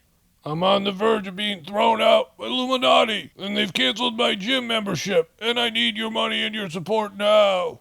I just made a stinky. Roger. So it says visit the realalexjonesstore.com, but any money that he generates has to go to these families. Like, that's how it works, right? Like, he can't make any money for the rest of his life. That's what they're saying. Did you change the auction from being a regular auction where you can have higher bidders and stuff to a secret one 2 days before and then take a lower bid that was my money pledged in the future? Did you do that? Yeah. That's in the news now. Auction, a noun. Sale of property to the highest bidder. So, did the last federal trustee order my building shut and us kicked out by armed security without a court order? Yeah. Did that come out in court later, like I said? Yeah. No, in June 14th? Did the judge fire those people? Yeah. Here, let's talk about what else went on. Did I talk? Okay, I just really can't listen to him. I want to do my imitation. Maybe I'll do it. I don't know. At least I'll show my previous ones. I'm not going to do it now. I want to talk about this stuff first here. Okay, I'm editing. Let's do it, and then we'll get into the other stuff. You're wondering how I lost 185 pounds of flab. Am I taking Ozempic? Am I taking Ozempic? Am I taking Ozempic? Yeah! Of course I am. I've been taking Ozempic now for weeks, and now they're taking away my studio. I finally lost all that weight, and now they're taking away. I can't even shill my products anymore. How am I going to pay for my Ozempic? Somebody give me a loan. So I'm going to go back and do some more of the news coverage of this thing, and their joy this. There's a MSNBC thing that was in the sidebar. And all these people are specifically they're attack dogs on so-called the truth community. And then go back to some of these other little bits of Alex Jones on his Twitter page. But what I want to say here is, spirituality is the number one movement. It always is the number one movement. And there's always been a counter movement in the world. There is a resistance. All right, well, like the crucifixion of Jesus Christ is the most flagrant example in terms of physical torture and murder of somebody and all of his disciples by what? Like governmental authorities and people who are pushing back. But I was watching this show with my wife, Three Body Problem. And we only watched the beginning of the show. And it was the first episode. And I had watched it a while back. And I was like, well, this is something my wife and I would enjoy together. So I stopped watching it. But the first episode is a battle between science and religion. And they document the communist takeover of China. And there's a guy who's a physicist. And he's being tortured. And his wife's been turned against him. And his daughter's watching. His daughter will later be threatened and tortured. Because part of what he was teaching in physics could be related to the belief of God. And they were trying to extinguish any belief of God and religion. And, I don't know much about communist China, but that stuff exists, right? Where there's a movement to get people to not be able to believe in God. And you can't do that. And you can't do anything outside your religion as well. I know that exists in Iran today, where anything that would be outside of the, like, meditation or some of the normal religious practices. I know the people who did the meditation that I do there have to do it in secret, right? People who do this meditation, the Sajmarg meditation, have to do it secretly, right? So there's this element where people are resistant on different levels to the divinity within them. And they're resistant to, and religion is not, people's resistance to religion isn't that. Religious persecution, because religions suck. And people who are practicing religion very seldomly connect to God directly. And if they do, it's something that they're doing outside of the teachings and the services that the religion provides, right? Every once in a while, a religion will cough out a saint. They'll conjure up a saint who has a direct connection to God. And almost every time the religion, and certainly Christianity, they persecute that person because there's just this control and power. And people are worried about real divinity and real spirituality taking over. And when people are, again, not in a way that's forced, not an oppressive way, but where people connect to God directly and they realize they don't need all this bullshit and these controllers and these people. And so there's an opposition to real spirituality, and it's on various levels. Mostly in America, it's just mockery, and people are so low vibrational and so materialistic that they don't have to persecute people for. And again, there's religious freedom here, which is a good thing. And so they don't, persecute you because they don't have to, because spirituality catching on in America is not really a threat to them. It's not something they worry about, right? And secondarily, it's the truth community. So what I'm talking about here, there's real movements, real things that are happening out there, real movements in that are the good movements, the positive movements, evolutionary movements where people are evolving. And so the way the truth community works is that people realize they're being lied to and are exposing those lies. And they might not get to the truth or, closer to the truth, or they might get closer to the truth but not get to the whole truth or whatever it is. And you never get to no one can find the objective truth of anything. In terms of, there's always going to be layers. But it's a lot better than just being a sheeple and going along with a system that is so blatantly lying to you and appealing to your lower nature and dumbing you down and physically poisoning you and making you less than, right? Keeping you weak, drugging you, all the things that the system does, right? People waking up to their own oppression, their own abuse, their own stifling of their creative energies, and that they're in this demonic, pleasure-based, materialistic nightmare that is taking them away from their soul's path, right? And so there's levels to that as well. But everything else pales in comparison to these two things in terms of movements. Because if you're not searching for the truth and you're not connecting to God directly, then you're just going along with the whole bullshit that everyone else is doing. Any little protests you do about this wrong or that wrong, or any problem you find, any punishment that you inflict and consequences, anything that you do to strike back or to try to get your group or your people who are being persecuted to be, whatever, compensated or something like that. None of that stuff matters. In terms of justice, in terms of any of these types of things, righting wrongs, doing charity even. As long as you're not going to break free from your own personal enslavement and the collective enslavement and distortion of reality, which, third dimensional reality is already an illusion, and then illusion within the illusion, right? And so bringing some light to that, which is the truth movement, is a step in the right direction. It's a small step, but it's a step, right? And the persecution of that is about losing control over the narratives that have been infused into the official story to deceptively control people. And so that was this battle's all about. Now, Alex Jones is a piece of shit, and he's a fraud because what his pitch is, his worldview, is an information war, right? Where if you get the information out to people, they would realize the truth, and then they would rebel and take down society, and you would have people that were truthers now running the system. And of course, Alex Jones is a fraud and a shill and a disinformation agent, and he's a Pied Piper leading the people that follow him down the wrong path, and he's exploiting them and monetizing his stuff and selling them, snake oil shit and whatever else he's doing, right? He's just, a bad guy and a bad actor, and he's really, the people he hurts the most are his followers and all of us in the truth community. Because Alex Jones is the face of the truth movement.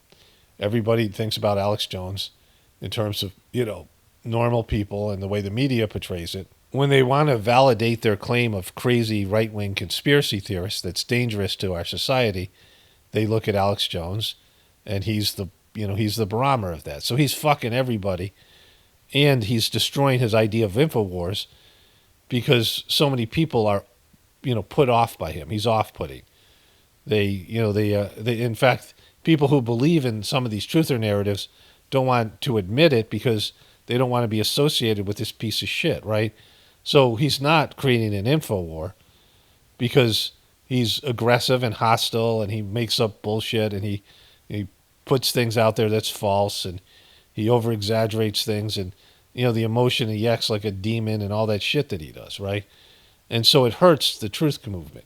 He is a problem for us. He is our enemy. He is not, one of us. He is, a person that is the epitome of the profile they're trying to create to beat us all with it, to, marginalize us with, that we're dangerous and we need to be silenced and stifled and punished and deplatformed, right? All these things.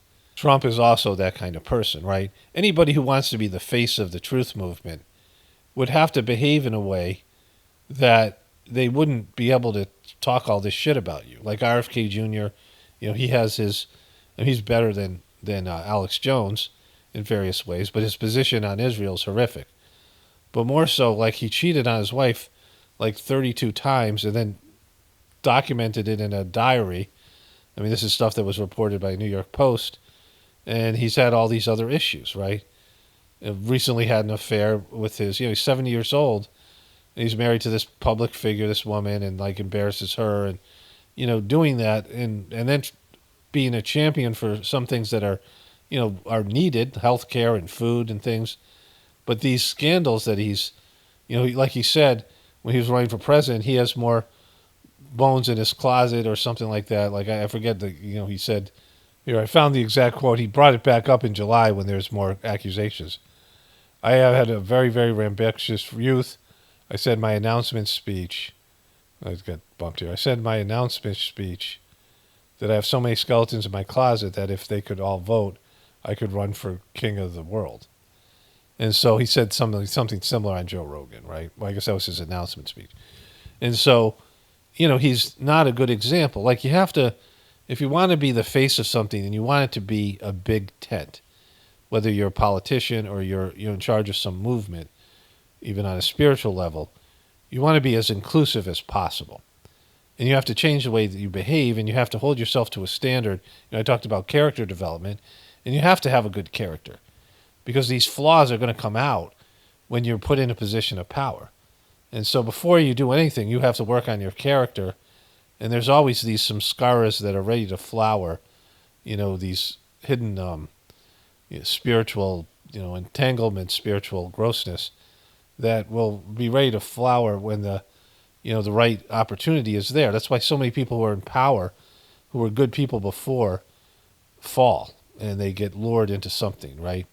Because they have things hidden inside of them, hidden addictions and things, hidden, abuse of power that maybe they exhibited in a past life. But when they were just a normal average person, these things didn't have any way to proliferate. But once they get into power, they emerge, right?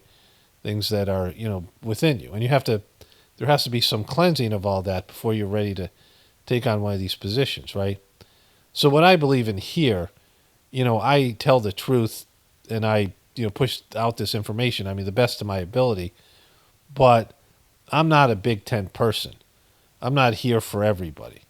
There's plenty of shit for stupid people, for low vibrational people, for mainstream people, for, right-wing truthers, Trump truthers, Christian truthers, all these various subgroups of the truth community, but very few things for spiritual people. And people have the potential to be spiritual, right?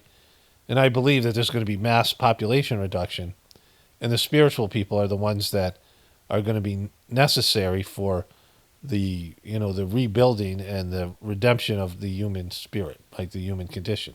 That's what Pockets of the Future is, and I'm not the face of anything. Like, everything I got is from the Sajmark system in terms of the good things that I present here and, some of the qualities I have that make me, listenable, makes people be able to listen to me, the storytelling, the jokes, whatever it might be, right? But I'm not here to create some monster movement.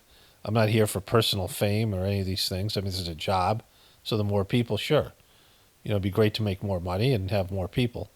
Everybody wants more of an audience. But I don't, it also sucks because I like flying under the radar, right? And so I'm aware of that. I'm not trying to be the face of anything. I'm not trying to represent all truthers or the truth movement or all spiritual people and all spiritual movements. Just that these ideas are out there. The idea of that God is within you and that the system has lied to us and is, a nefarious system that's taken us in the wrong direction. The restoration of people's connection to their soul and divinity within them, and restoring the family and our natural human tendencies and things, and healthy food and natural living and these things. That all, these aren't my ideas. They're ideas that people have to, think about or should think about and come across in their lives. Like I said, if you have a soul, then why wouldn't you explore that more? Well, why don't I connect with my soul? What does my soul want? If I have a soul, like there's, it's not my soul that's making these decisions, it's my ego. So if I do have a soul, why don't I think about more what the soul is about, right? So, being congruent with your purpose. Like, my purpose is that there's going to be, in terms of Pockets of the Future, and again, this is the kind of my assignment, right? That there's people living now that are going to be necessary and preparing now for what's about to come. There's a spiritual contingent down here of higher developed souls that have been sent down here to help transform humanity. And they might fail, but they failed before, we failed before. Any spiritual person, any spiritual movement has failed before because humanity just doesn't want it.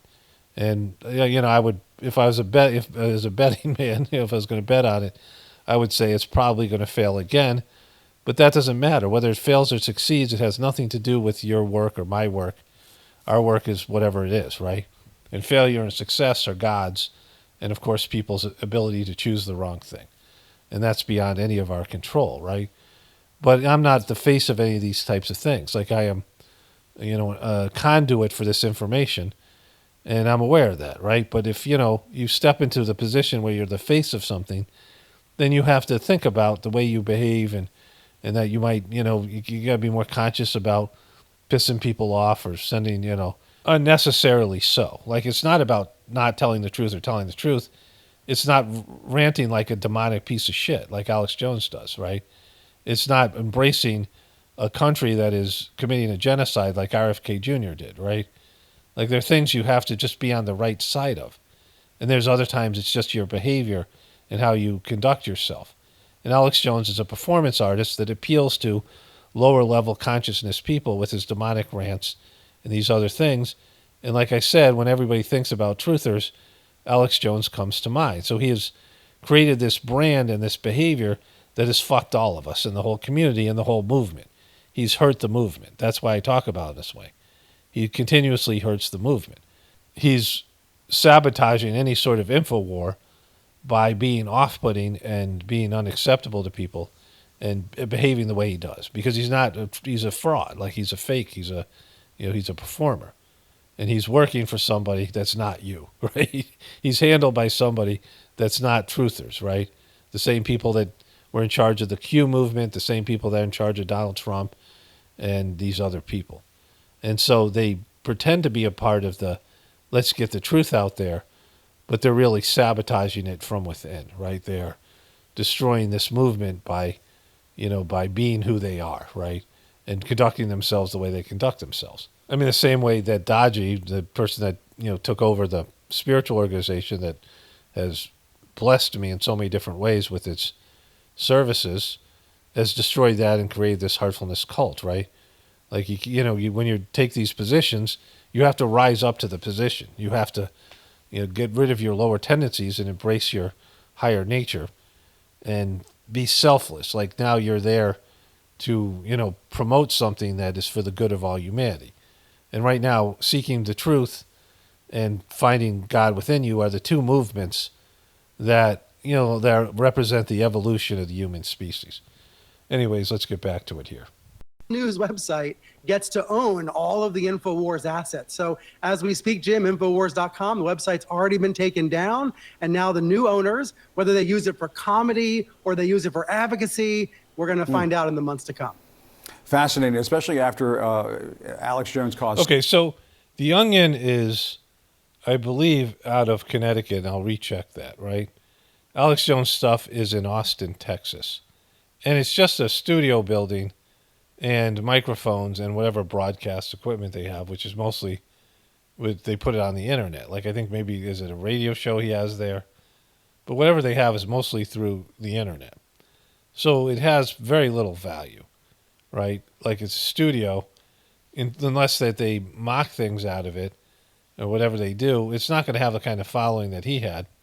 To have him continuously crank out content and pay them money would be the smart thing, because he makes a lot of money. And everything that he made, they were glomming onto, they were getting, and they were, they would have all this money, right? If this was, it seems like just not a real thing. It's like what's happening here, that they would make that decision where they would take less money just to take him off the air. And he's on Twitter now. And this just brings attention to him. Like, no one's thinking about Alex Jones as much as when he got canceled. He's really, it's only his hardcore followers, and they have to be really kind of stupid at this point to believe anything about Alex Jones being real. His lawyers admitted that he's a performance artist when he went through a bad divorce and, his ex-wife and these things and all that stuff, right? And he said all these things that they were playing in terms of custody with his kids, they said, well, that's just him being a performance artist. He's an entertainer. He doesn't really believe that. And that, my son was talking about we were talking about this a couple days ago, and he heard people that had debated Alex Jones, and Alex Jones went off on them. And all of them said that afterwards Alex Jones came up to him and said, oh, that was really great, that exchange, because he was always making things dramatic and explosive. And that was how he generated a low brow, low vibrational, low consciousness audience. And he was punking his audience. If anybody was going to sue him, it should be his audience members for punking them and shilling these bad products and overcharging them and, hitting them up for money and things. When he was just a performance artist, he's like Stephen Colbert. Like, he's not a real truther. He's a fake truther that punks all these people and then works for somebody like the CIA or whatever. Like, he's handled in some way, right? And he always, he would never be truthful about Israel and certain other things, right? And so he was clearly owned and handled by various entities, right? So these guys, they're supposed to be journalists, but they should be like, well, this is over the top, right? Because it doesn't make sense that they wouldn't allow the guy to make more money and just pay them, the money he made, right? Like, that was the way they were doing it. Instead of having it go that way, they made a one-time sale, and it was, they're not even publicizing how much it was, but it's only going to be $1 million, a couple $1 million at most. It's property in Austin, and I don't know where it is located. It probably isn't like in an area where it's got, a lot of value. And then it's just got equipment there, which was worth, it's just used, equipment and, like, just silly stuff, right? So they didn't make any money. And how is the Onion actually going to, like, if you're thinking about, okay, we want to have a show, like the Onion people, we've done these news pieces, but let's branch into having a show. Okay, why not have a show where you already existed instead of having to move? Now, they're all going to move to Austin, Texas, from wherever, the Onion is located. So the whole thing's silly, right? So much pain for the families of the Sandy Hook victims, defaming them, just putting them through hell. Okay, so, but is that hell that he put them through worse than their kids dying? Is that what you're saying? The hell that Alex Jones put them through. You know, he said a number of things in various at times, but they were light kind of things, and I think he reversed himself at some point as well. And so I can't remember all that he said, and I know that there was some people that harassed them, but it wasn't just Alex Jones. There were so many people, there were so many videos out there when that came out that were much worse than what Alex Jones did. I'm not defending Alex Jones, right? And so, you know, all these people who are, you know, involved in that, you know, this slander of these so-called, you know, the families here, they're, you know, none of those guys got this kind of $1 billion lawsuit against them, right? And so it just seems like it's almost like some kind of bizarro world kind of judgment, right? Like some kind of Twilight Zone kind of judgment, because the worst pain and suffering came from the death of the children. Like everyone would agree on that. Like that's the worst thing, right? A lot of people are seeing, and that's why, some justice here. This is another example of the courts bringing real punishment for defamation. Jim, you and I have been covering this for a few years now. We've seen how it's really only the courts that are able to bring justice to the big. It's not justice. Like, you know, people are talking shit about people all the time, right? Like how many bad things have been said about every person who's on the internet. Like, you know, people are talking bad shit about everybody. Like the internet's just full of slander, you know, and if it isn't, if it isn't blatantly false, it's exaggerated and filled with venom and hate and all these things. And, you know, this one thing, right? These things are specifically about Trump and Rudy Giuliani and Alex Jones here, you know, these prominent figures and not everybody else, right? Okay, so Kamala Harris called Trump a fascist. And, you know, that went on and CNN actually put her up to that. And so that was on this network. Like, so how much should she be served for $1 trillion? Because Trump is now viewed as a fascist and all the people that hate him and all the things, you know, can he sue her, you know, for $1 trillion for that remark, right? Like, is that, you know, being called a fascist? It's one of the worst things, right, as a person. He's clearly not a fascist. And all the other things that were said about him by people all over the internet, you know, people pretending to kill him, Snoop Dogg, you know, having a gun that said bang on it, you know, and then those fake assassination attempts, but the mainstream media thinks they're real. And so all the things that came about it, that Kathy Griffin cutting off Trump's head and holding the severed head in her hand, is that worth $1 trillion or $1 billion? Kathy Griffin, like similar person, why, you know, so why is it so one-sided, right? Reliable sources guy. And so, and now let's go to Alex Jones, because I want to talk about this and, you know, the real reason for all this stuff. Okay, so I got a bunch of little news things to get through here. This one, bonus Karmic Justice, the Onion purchases Infowars assets with help from the Sandy Hook something or other. The title, there was enough room for the whole title. And so there's another one that says Poetic Justice. I'll go show you that. That's from Forbes, but here. You are the resistance. God bless and good luck. That was Alex Jones earlier today lamenting So again, very happy. the sale of his Infowars platform as part of the $1.4 billion defamation judgment that he owes to family members of victims of the Sandy Hook Elementary School shooting.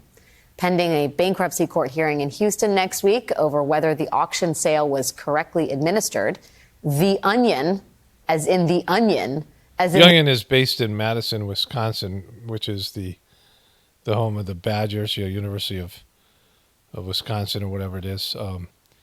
You know, so it's a college town, but, you know, far away from Austin, like, you know. The excellent and satirical news site is expected to acquire the Infowars website and its associated social media accounts, among other assets. You know, so all the social media stuff, all of his people that follow that, I mean, all the things that they have, it disappears. Like, they don't get the followers there, right? they're not going to, all these Onion people, in fact, all the Alex Jones people are going to feel like this is some kind of a screw job. So there's no real benefit to that, right? There's no benefit to them taking over the financially. I mean, they get the domain name, the people searching for Infowars, and they find that they're going to do a spoof site, right? Or something like that, and, but whatever that means. And so none of it really has any value to them. Like, it's minimalistic value. The Onion plans to remake Infowars into a parody of itself, one that Yeah, so there it is. mocks weird internet personalities who shamelessly peddle misinformation. As bonus karmic justice, the nonprofit organization Everytown for Gun Safety has partnered with The Onion as the exclusive advertiser on the revamped Infowars site. Joining me now. So that's like a big FU to Alex Jones and his followers, right? And so, it is funny. Like, that part is funny. But they want to do this. The Onion is the only one who would have the capability. I mean, I'm not sure the other bidders who would be able to mock Alex Jones and his whole thing, right? Like, how is this an accident? Like, he's saying, again, he's just a liar and a piece of shit, but he's saying that they didn't really actually win the bid, and it's all probably just all fake and staged, whatever it is, right? And the whole thing is just so goofy. Like, for them to now come down on these people, the Truth Movement, all the people there, and make all these types of Alex Jones personalities be there and make it satire. And, some people who are too stupid to know what happened will think it's just the continuation of Infowars.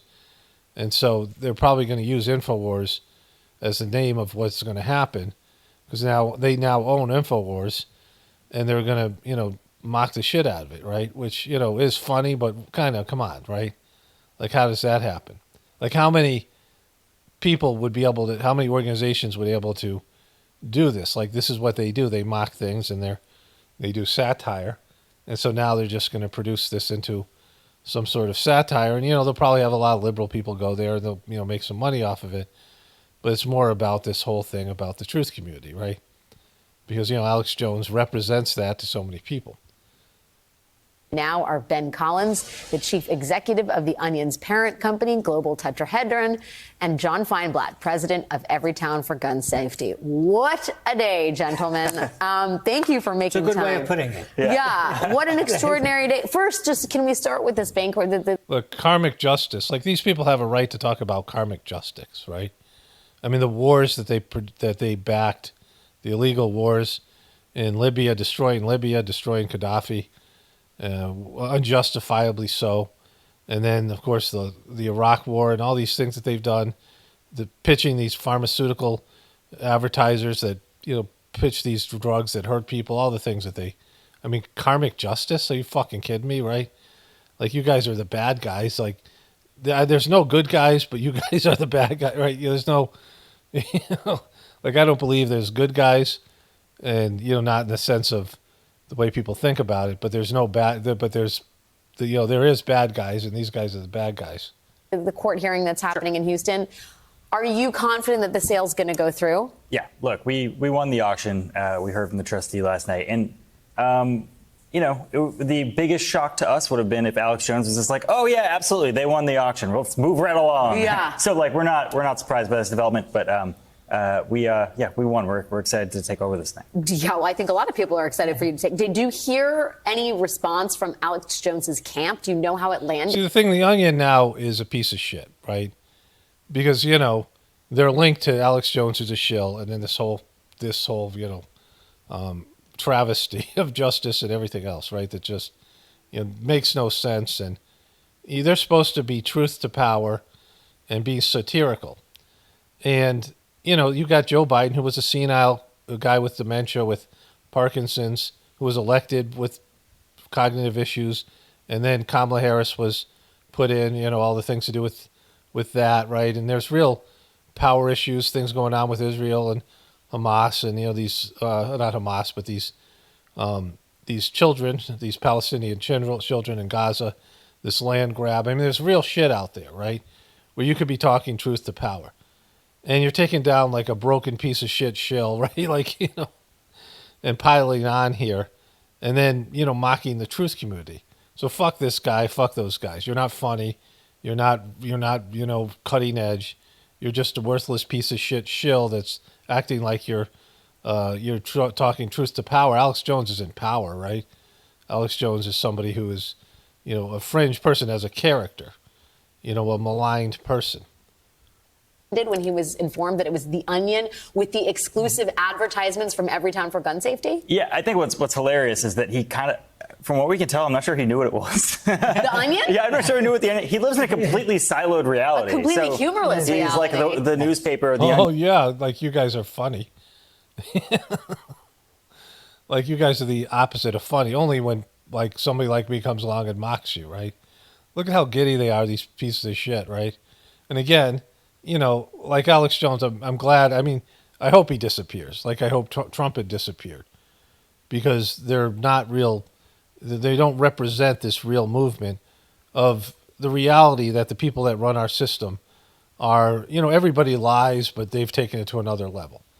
And it's taking humanity in the wrong direction, which is, the evidence is overwhelming. If we're not going in the wrong direction, like how would you justify that? What would you say? What technology? That you now have a phone, that you have a computer that's in your pocket? Yeah, that's great, but it hasn't made people better. Certainly it's made people worse. Younger people and generations have borne that out, right? And so people are going in the wrong direction. We're not as good as we used to be, and each generation gets a little bit worse. And so that tells you what our society is. Like it's disconnecting from God and our soul and what makes people natural human beings, and eating, fake food and watching fake shit and, all this stuff, all this time people spend on the internet and watching TV and all this content, and Jake Paul fighting Mike Tyson, right? Like it's not real. None of it's, not that material life is real, but it's not what we're intended here to do, right? Like, it's like we've gone way out of the way of what, if we have a purpose, then it isn't that, right? If we have some goal or purpose, some cosmic goal or purpose, right? Some, whatever you would call it, it isn't that, right? And we were like, yeah, correct. It is we do have a newspaper. You should all go get it, by the way. But I don't think it's like not happening.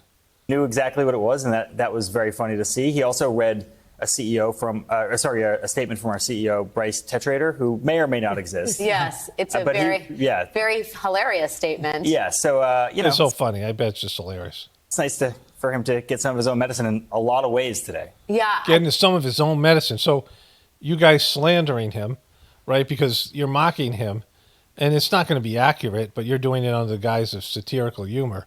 But that's okay. Like, you're not going to be sued by him, and he's not going to get his shit back. The way that, like you can disparage him, right? Like some people can get disparaged, but other people can't. Is that how we're saying picking winners and losers, right? All these things.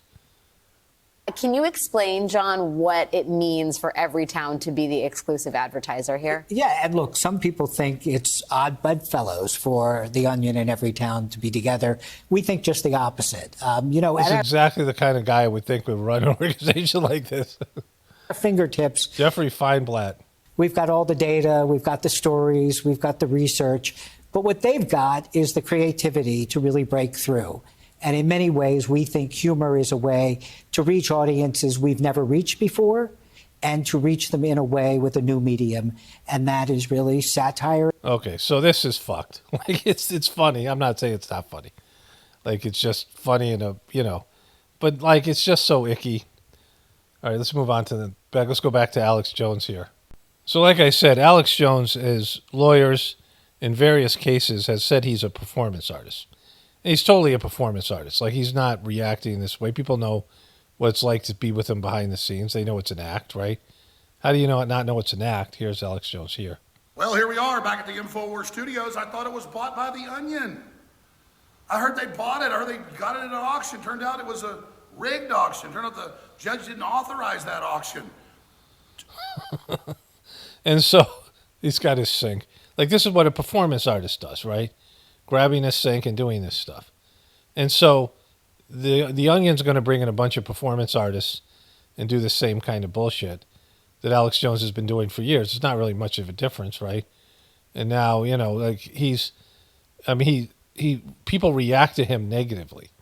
So if Alex Jones is for gun rights, people are going to react to him negatively. So he was already an advertisement for that. There's the people that already believe in Alex Jones, right? He's haloed here by the O.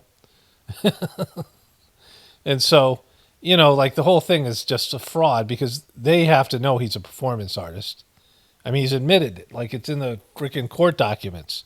His lawyer said, you know, he's a performance artist. You can't take this seriously. And multiple times with his divorce and these other things, right? Turns out they colluded on the bids beforehand and not told the real people that came to bid. Turns out people are really interested to find out what's going on. So let it sink in, folks, that we're back at Infowars and the corporate media's got major egg on their face and America's back and Trump overrode the fraud and the American people aren't your slaves. Follow me on X at Real Alex Jones and in case they shut it down again, at AJN Live. AJN Live. On X as well for the Alex Jones Network. God bless and thank you all for your support. So I'm going to go to Infowars in a second. They just fade out here. VIP Alex Jones. And so, like, the thing is, this is satire, right? The whole thing is satire. It's like a joke to the American people, and it's just WWE bullshit all over again. Like, all of it is a con job. Trump's fake shootings and, you know, his fake assassination attempts and, you know, all the ways that they forced Kamala Harris on the American people just to disappear her. Like her whole movement, everything that's gone, and there's just people picking at the bones of the thing. I mean, it's all just satire. It's all just freaking performance art, you know, making you think that it's real. Just like the Tyson freaking fight with Jake Paul when Tyson slaps Jake Paul at the weigh-in, and they were together. Like they had this promo where they were coming, they ran at each other, and they both like threw punches, but in slow motion, which they obviously weren't going to hit each other. To promote the fight. Like, why didn't he slap Jake Paul then? They appeared together numerous times. Jake Paul said Mike Tyson's like his hero, his idol. And so it's just performance, right? They just, you know, it's all this fake fucking, you know, WWE type of lowbrow performances that they do. And none of it's real. You know, they're making a mockery. You know, the people that buy into this stuff, they're deceiving you, right? I mean, you're the people that they're, like, most hurting. So here it is here. But now we find out it's the Democratic Party and George Soros' main gun control group. They went Soros. I knew Soros was involved. on Good Morning America to brag about it this morning, and stuff didn't go too well. And the judge had an emergency hearing and said I hadn't even authorized an auction yet. There were major issues. We're supposed to have hearings about this. And now you've sold it? Who was the highest bidder? This group over here. Look at the music he's got. That works with Alex Jones. Well, what was the winning bid? Well, we can't tell you. And they changed the process. I'll get into all that. But here we are. It's Friday evening, 5 p.m. in 2 minutes, 5:02 p.m. Central Standard Time. Here I am. In the studios we've been in for 16 years. Boom. Infowars Studios. Infowars been around 27. Are you a creation of The Onion now, or have you always been? I've been on there 30. Is The Onion part of the CIA? 30 and a half years. So many unanswered questions.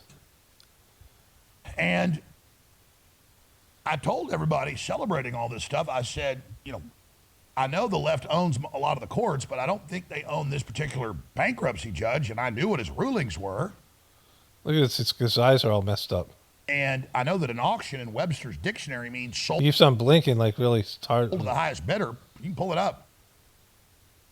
Webster. There you see it again. You see that? In Webster definition of auction. A sale. He's got developed this tick where he's closing his eyes really forcefully. Of property to the highest bidder. There, boom. Like you have a drinking game of it. Goes back to Roman times, Old English. Like you did Same again. in China and Japan and every culture.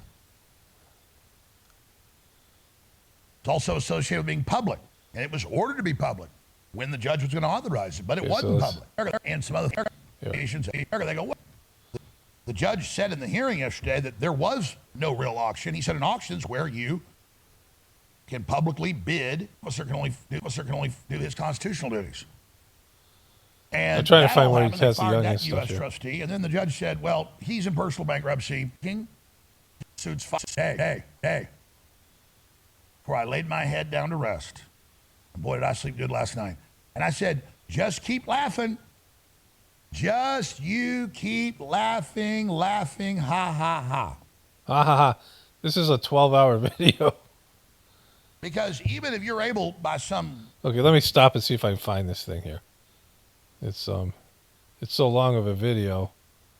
Okay, so here on George Stephanopoulos, these two guys who were just on this other show I showed you. Alex Jones is talking while these guys are there. You know, Well, he's showing you these images.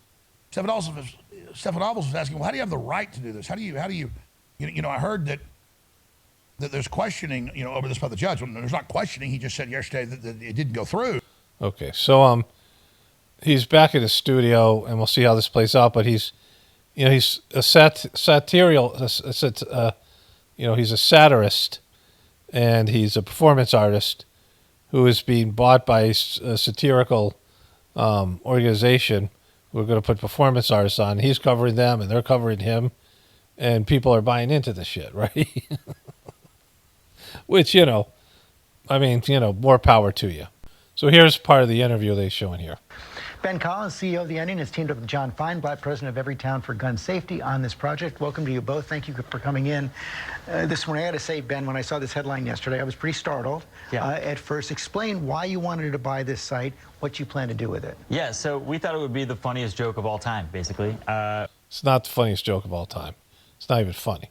It is funny. That's in a sense it's funny, but it's just fake, right? It's not the funniest joke of all time. It's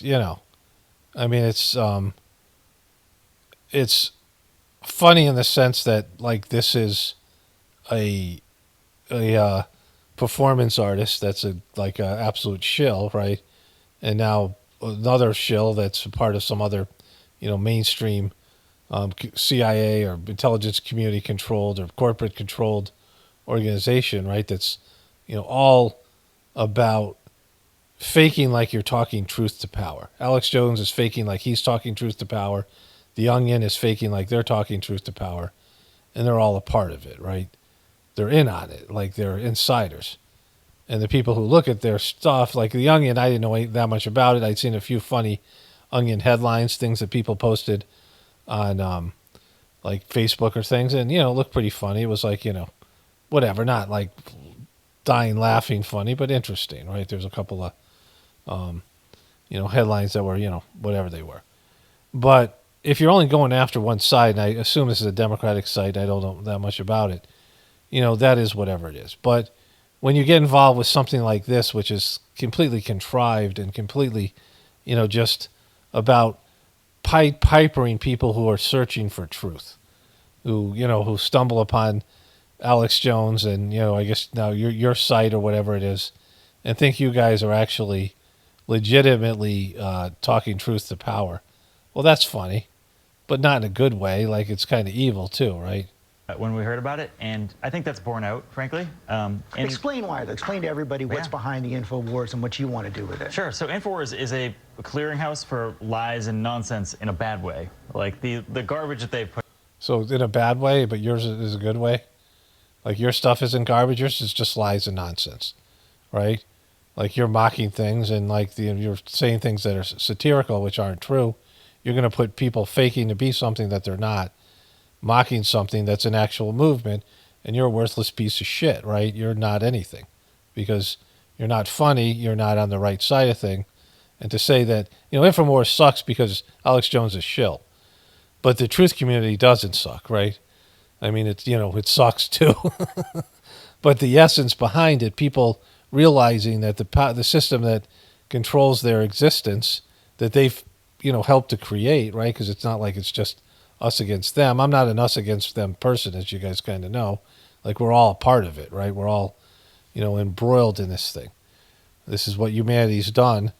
This is what humanity has created for itself, the system. But then, people who are peeking through the matrix or peeking behind the matrix and are, realizing there's got to be something more, that's not bad. That's not garbage, right? That's people, aspiring to get out of their own enslavement, right? And Alex Jones is, a Pied Piper just like you are. Put out over the last 2 decades has really hurt a lot of people. It's hurt a lot of people. It's hurt so many people. They've targeted the families of the Sandy Hook victims. That's what led to that. Back it up. No, I was found guilty by judges in show trials, and no evidence was put on, and I wasn't allowed to defend myself, and I did nothing to those people. I wasn't deplatformed over that. They just brought it all up. At PR firms talk about stuff I never did, exaggerate everything, then find me guilty, and then they said to shut me down, they didn't want money. So let's continue. Born out, frankly. Explain why. Explain to everybody what's behind the Infowars and what you want to do with it. Sure. So Infowars is a clearinghouse for lies and nonsense in a bad way. Like the garbage that they've put out over the last 2 decades has really hurt a lot of people. It's got that Wisconsin accent. They've targeted. So it sounds kind of Canadian. The families of the Sandy Hook victims. Did not. It's like 2 performance artists dueling it out here. That's what led to that defamation case that allowed this to be up for auction. We do lies and garbage in a different way. We have a lot more fun with it than they do. We do lies and garbage in a different way. It's still lies and garbage. We have a lot more fun with it. So our lies and garbage is better than his lies and garbage. We're very excited to take it over and, create a new, better path for this website. And the Sandy Hook family support this move? Absolutely. They were behind this. And, Ben and I may seem like strange bedfellows. The Onion. No, I think you guys are pretty much good bedfellows. I can see that, right? I can see you guys being bedfellows. All right, let's move back to this other thing here. Okay, so this is from Forbes that usually is fairly conservative. And they're kind of pro-Trumpers. Hi, everybody. I'm Brittany Lewis, a breaking news reporter here at Forbes. Joining me now is John Feinblatt, president of Everytown for Gun Safety. John, thank you so much for joining me. Absolutely. There he is. So it says, this one's Poetic Justice. Everytown president reacts to the satire site The Onion buying Alex Jones. They made a deal fairly quickly, right, where they said that these guys were buying it and this guy was sponsoring it, right? Is they're going to be their sole advertiser. Like Alex Jones said, his sole advertiser was some guy who was selling gold, right? Like the whole thing is just really silly. Absolutely, Brittany. Big news. Happy to have you, and especially on this day, there's big news for your organization. The Onion and some Sandy Hook families acquired Infowars, which was founded by conspiracy theorist Alex Jones. Conspiracy theorist Alex Jones. And Everytown was named as the exclusive advertiser. And just to recap, Alex Jones owes the families of the Sandy Hook Elementary School shooting nearly $1.5 billion for falsely claiming that the 2012 massacre was a hoax. What's your reaction to the acquisition and Everytown's involvement? Look, some people would say that this is strange bedfellows, the Onion and Everytown getting You really like talking about bedfellows, don't you? together. And we understand that some people would think about that for plush. But for us, it made all the sense in the world. And look, at our fingertips in Everytown, we've got research, we've got facts. We got all the stuff. We've got data and we've got stories. But what the Onion has is a special kind of creativity. Okay, but this guy says it's poetic justice. The other said karmic justice. To me, it just looks really fake and contrived and, unrealistic. And, it looks like a bunch of performance artists and CIA shills creating some, little narrative now within the show. See if there's anything else I want to cover here. Okay, so greetings, brothers and sisters. This is Tuesday, November 12th. I'm well ahead of when this video is going to be out, I believe. That's enough of that stuff. I can't see any more of Alex Jones, and these guys are, it's just all kind of nauseating. And so, going back to what I was saying about the truth community and the spiritual movement being the next evolutionary path for humanity, because everybody knows it's all lies and bullshit and spin, like everything is deception. People have different understandings of the depth and the level of that, but our society is just all, our culture and everything about it, from corporations to governments to, sports and everything. It's just all fake and performative and contrived and, manipulated, the thing I call the show, right? everything in the show is somehow a part of this, whether it's real, fake, or, planned or not, or, part of it, it's all just, everything they reward for deception.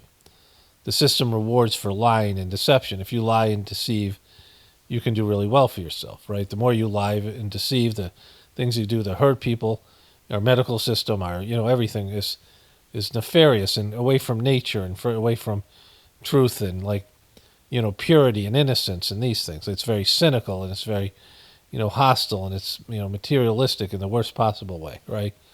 And everybody knows that that's happening, and they'll talk about it in terms of Trump and the right-wing people and corporations that align on the wrong side of things.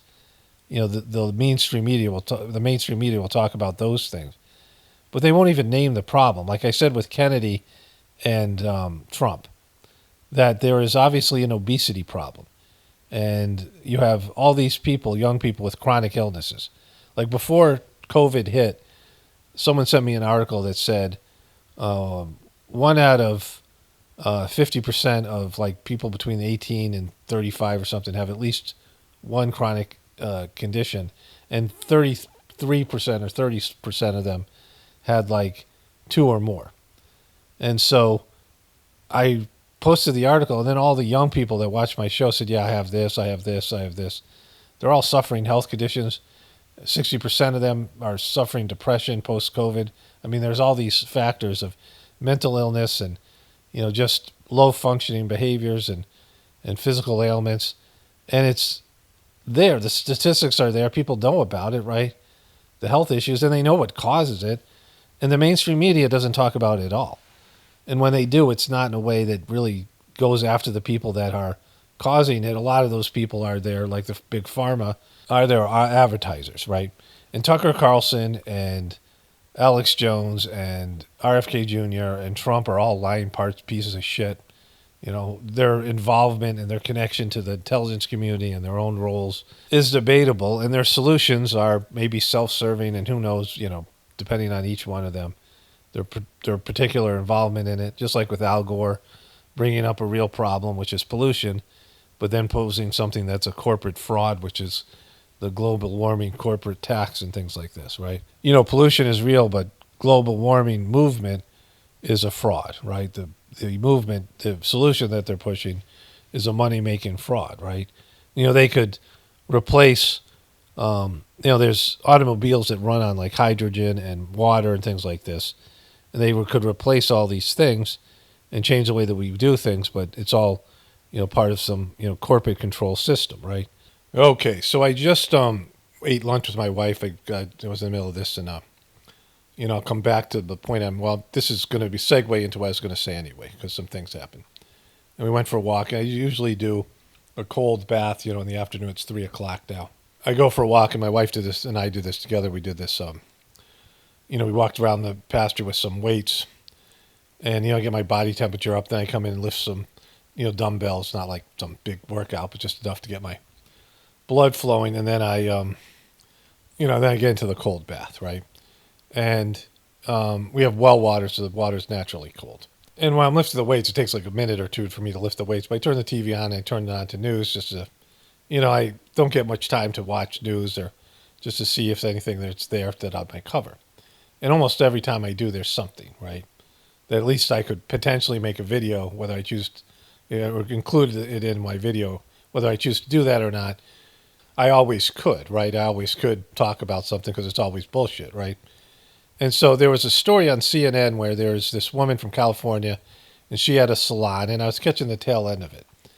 And the story was about how California voted to get rid of the criminals, to actually prosecute criminals and or deal with the homeless people, because it's just a mess there in these various places. And this woman had an upscale beauty salon or something, and she was a Democrat and very liberal.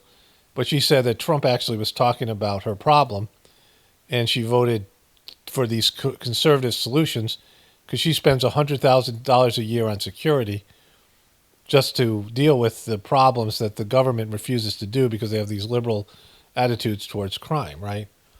And that, more than anything else, was why Trump won. So going back to what I was saying and weaving this all together, Now, I'm not an us or them person, and I'll get into that in a moment. But the Democrats are denying all these problems, right? This thing with the health care and the food, it's an obvious problem, and people are suffering from it. And so when Kennedy, RFK Jr., comes in and says people are suffering from that, or Tucker Carlson has these, this doctor, whatever their names are, this doctor, the doctor and her brother talking about the food issues and the medical system being corrupt, right? People know it because they've experienced it. And so whether Tucker Carlson's a piece of shit that works for the CIA and, he's got that weird laugh and he's got his issues and he backs a lot of bullshit things, and whether RFK Jr. and Trump are completely pro-genocide and they have a lot of bullshit things, they're acknowledging this one problem. And the Democrats are just saying, no, there's no problem, and we can just defund the police, or we can do all these liberal things and everything's going to work out. There's no immigration problem. There's no economic problem. We'll just crack down on people who are gouging the prices. It has nothing to do with inflation. And they're just flat out lying. I mean, this was their position. They're in denial. The first stage of the grief, the 5 stages of grief, the first one's denial. And so all these sheeples, which, the sheeple that are so difficult to deal with, is because they're in complete denial, right? They're in, perpetual denial.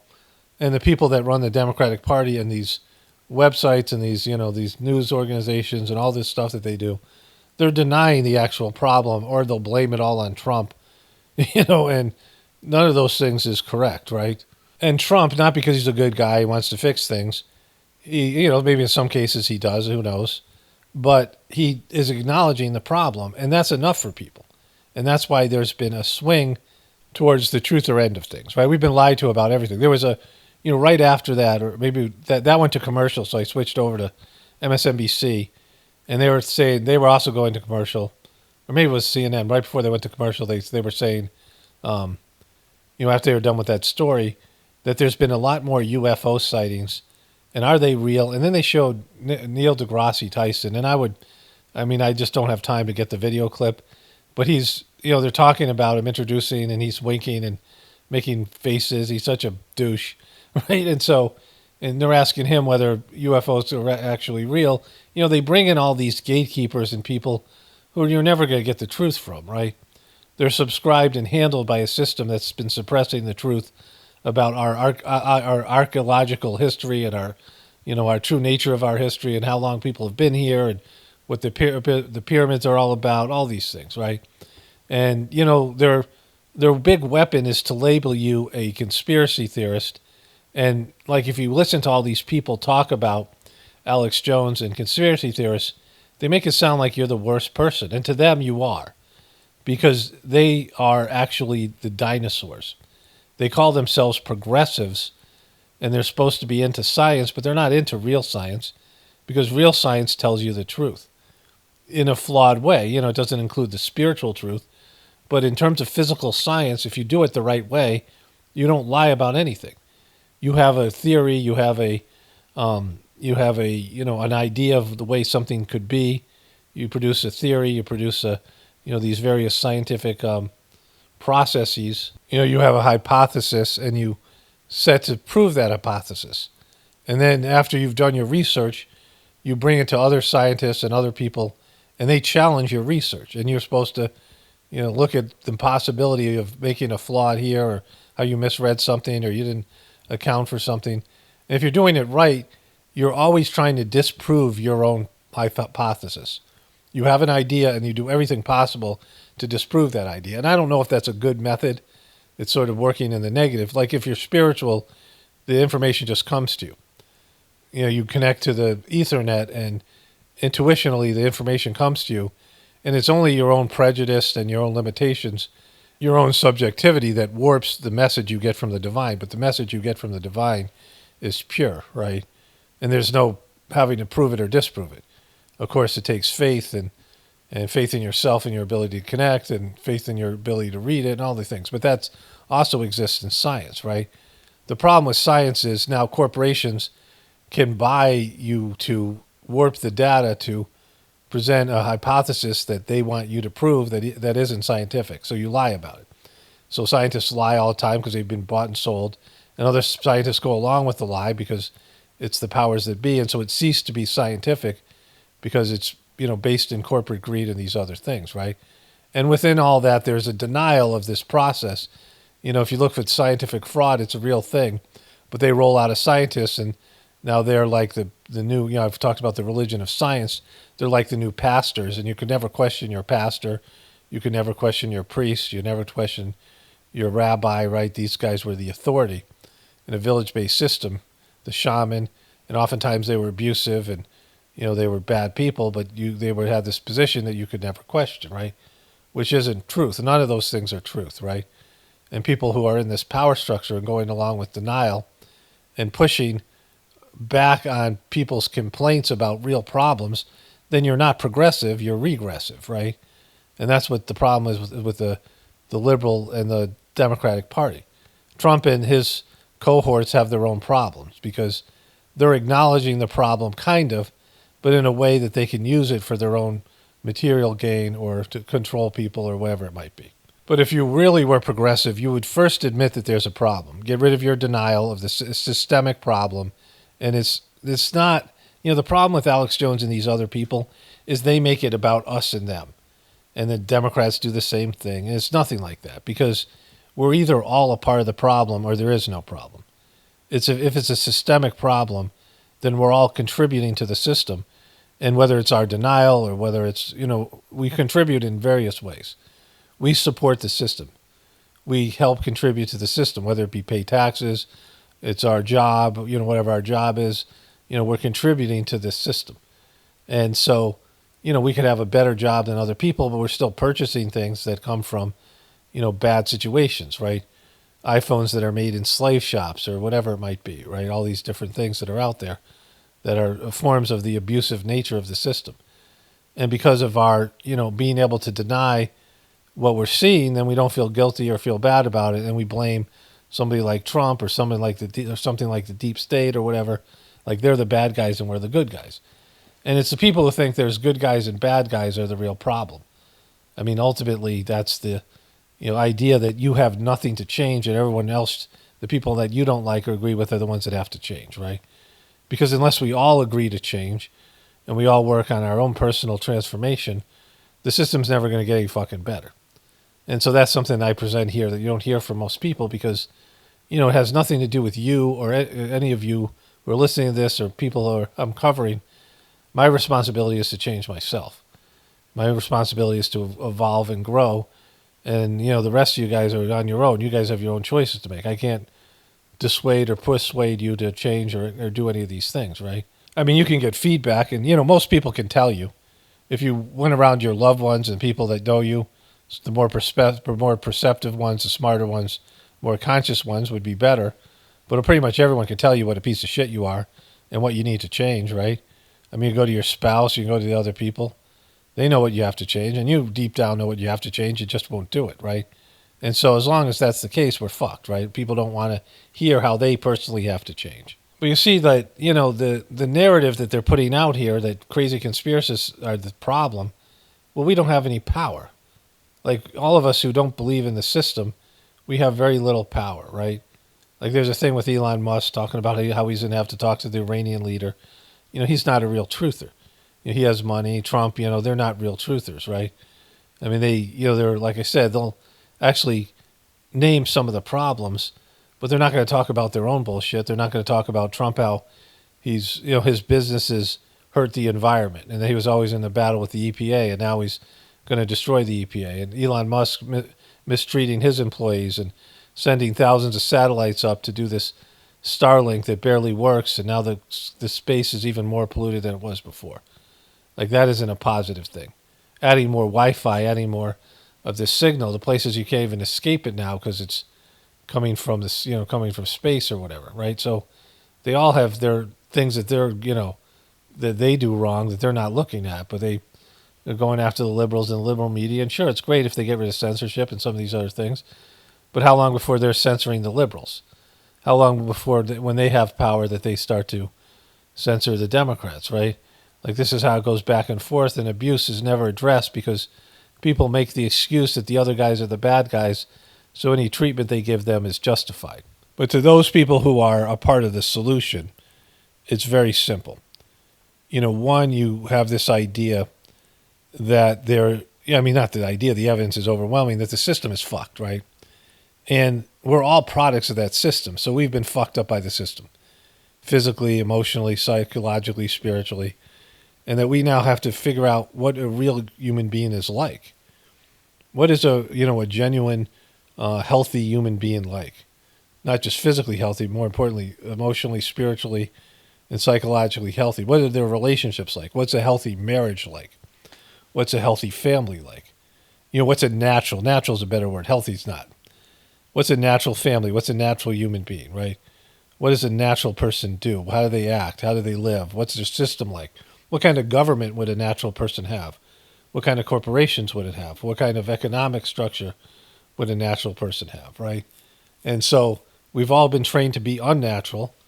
We're putting unnatural foods, poisons into our bodies, unnatural content and all these things, Wi-Fi, all this bullshit, all these things, that are warped in some way, that have heavy, dense vibrations, and it's affecting us as people. Our families suck, and we've been trained to, our parents trained us how to be not to be married in a positive way. We have these slave jobs that show us not how to work in a natural way, right? And so how do we become natural people? And when you become a natural person, then you become, how do you become a spiritual person? Because if you really want to change, you have to connect to the divinity within you. And if you have a soul, your soul has a purpose and a reason to be here, right?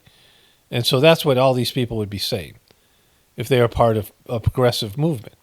Because what needs to change is not our system and not the organizations and not the bureaucracy, the government, the corporations, and not the people we think are evil. But it's people have to rise to a higher level. Like, we have to be better than we are. Not a little bit better, but a lot better. And it starts with each person realizing this. And so if we do have a higher nature, if we do have a soul, then embracing that part of ourselves and minimizing our ego. So that all just makes total sense, what I just said. Changing individual people changing themselves, and then the way that they act and relate to the world, and they become examples for other people. People learn from you and grow from your evolution.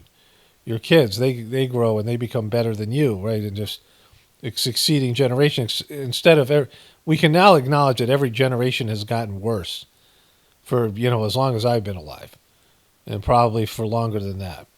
So if we're going in the wrong direction, if we're de-evolving, if it's idiocracy, and we're getting weaker and more entitled and stupider and all these things, well, then that's the wrong direction. Our system's taking us the wrong direction. But is there a way that we can make it so each succeeding generation is better than the previous generation? Well, that would take what I'm saying. We recognize there's a problem and search for a solution and figure out what it's like to be a natural person. And to do that, we connect with the divinity inside of us and are guided from within. The Satire meditation that I do. And the reason I can say that is because it's made me into a better person. Like, I look at where I was before, barely functioning, low functioning, bad attitude, angry, just inability to be positive about things or, express love in some way, to have long-term relationships. I couldn't hold a job for very long. I mean, just, none of the things that I do now. I'm even doing something like I'm doing here with all this, information that I have, disseminating information, understanding complex subjects. I'm using my dyslexia that maybe was a curse when I was a kid, and now it's a blessing, right? As I do the work I'm doing now, my introvertism, my introspective nature and things, using those things, for what I'm doing here, the Satire method of meditation, the Gratefullness meditation that I do now with some of you guys that do it on the YouTube channels in the description box, has enhanced all these abilities and helped me, right? By, going within and, going through the cleaning process and all these other things, right? And so it's, it's an independent journey, but there's resources there to help you, help a person take on this journey. I know that it works because I've changed positively. I've seen it, work with my brother, work for other people, and to have some sort of positive change. Did we get to the goal? Well, no. Are we perfect? Certainly not, but we're better than we were before by every measurable standard, right? Because there's pretty much nothing out there that helps people change. The psychological model, if you're really devoted to changing and you really want to change, then it can be useful. but it doesn't work on the level of the Sizemore system. I mean, there isn't many things out there that help people change in the kind of ways that I'm talking about, right? You can get rid of some of your behaviors. You can sort of conquer some of your addictions, or you can, take anger management classes. Yeah, those things are, they can work for you. But removing the anger itself, or transforming what you are in the inside so those tendencies don't exist, right? That's just a whole other level. And then working through that so you can move on to something else, because, people, if they do change, it's like one thing. They're an alcoholic and they're no longer an alcoholic, or they're fighting against their alcoholism their whole life. But it's a constant problem, and they, acknowledge it every time. They say, I'm an alcoholic, even if it's been 10 years since they've had a drink. But what if you can not say that at all, because it could be removed? Your tendency, your samskara for alcoholism, for, addiction is removed. And even that is just the beginning, right? So that's just one little thing. Instead of a lifelong problem it takes you to conquer, some sort of addiction or issues you have that's constantly sabotaging your existence and your material life. But what if that was just something that within a few short, meditations could be removed altogether, and then you move on to other things to conquer and to work past, right? And so that's what I'm talking about, this system that has been gifted to me by, this meditation process or whatever. But the thing is, I could give you verifiable proof. I mean, most of the people listening to this, or any other people I talk to, liberals or whatever, and, just all you'd have to do is try it. Like, try it for yourself. There's no cost to you. There's no, cost you some of your time and energy, right? Try the meditation, do the you can go to the Gratefullness meditation channel and try the things and see if you feel something, see if it works, see if you improve and something improves. You get better night's sleep. I mean, just some initial results that you would have. And you're like, all right, this works a little bit. I feel better. I'm calmer. I'm, make some notes and do some, self-analysis and see if it's working for you or not. And the majority of people would try it. And even if they did, it would be so subtle. The results are so subtle. And, they might even be convinced it works. I've seen this happen over and over again. And they, they do believe in the system, but they quit anyway. It just sort of fades away because it's not, bombshell stuff. It's not pie in the sky, LSD type experiences. It's not some, big grandiose type of thing. It doesn't boost their ego. It doesn't, do anything for anybody. I mean, you can tell when I'm meditating just to get some love on some social media site, like some superficial pat on the back, thumbs up in the form of thumbs up or whatever it is, right? But the majority of people won't even try it because they're unwilling to face the fact that they have to change. I mean, they know deep down they have to change and they don't want to. And so anything that represents change has to be squished from their environment. And so they attack things that are good. I mean, this has been the history. This is why, Jesus was crucified. This is why, especially in the Western part of the world, where saintly people, spiritual people are somehow marginalized and taken to task over whatever it is, right? And so, there is a resistance that's in the form of like an organizational resistance that keeps people and, our things like getting rid of the oil and like the oil industry, for example, finding something that's better and more efficient and something that doesn't pollute, like, cars that run on water, say. Let's say there's these hundreds of experiments and inventions that people have made that would transform the automobile industry, get rid of the CO2 emissions, and they're being blocked, right? Because the powers that be want to make money. So there's this structure of power and control on all levels of our society where people are trained to or volunteer to attack things that are good for them, and anything that has to do with God and divinity or facing the fact that they're being lied to is then targeted and, in this case being called the crazy conspiracy theorists, and ostracize those people and destroy them, like in terms of their reputation, everything else. And so, this is the problem. And as long as people are going to do that shit and people are caving into it, right, and people are resisting it, this is not going to get any better. But what we see now, at least in terms of this minimalistic, piece of shit Trump, in terms of his being a truther, just had to name some of these problems. And that was enough, right, for this movement where people are like, yeah, we don't believe in the official story. And, if you were going to believe in the official story, Trump is a convicted killer, sexually assaulted women. He mishandled classified documents. He incited an insurrection, and he failed to correctly deal with a pandemic. And that was the narrative from the mainstream media. And somebody like that, a convicted felon, isn't even electable because you can't even vote if you're a felon, right? And so all of these things that they said about Trump, more than half the people, according to the official story, rejected those things or looked at Kamala and Joe Biden and the Democrats and said, well, you're worse, right? And so there is, in a sense, hope that there's pushback, and these fucking people who still deny that we're in a system that's demonic and taking people in the wrong direction. I mean, they're not having that anymore. And so they're not even willing to admit the problem. And like I said, they're in the first stage denial. Anyways, let me wrap this video up here. Only spirituality will save this world. It's Paul Romano, definitely pointing to the apocalypse and the ascension. Everyone have a blessed day and be grateful.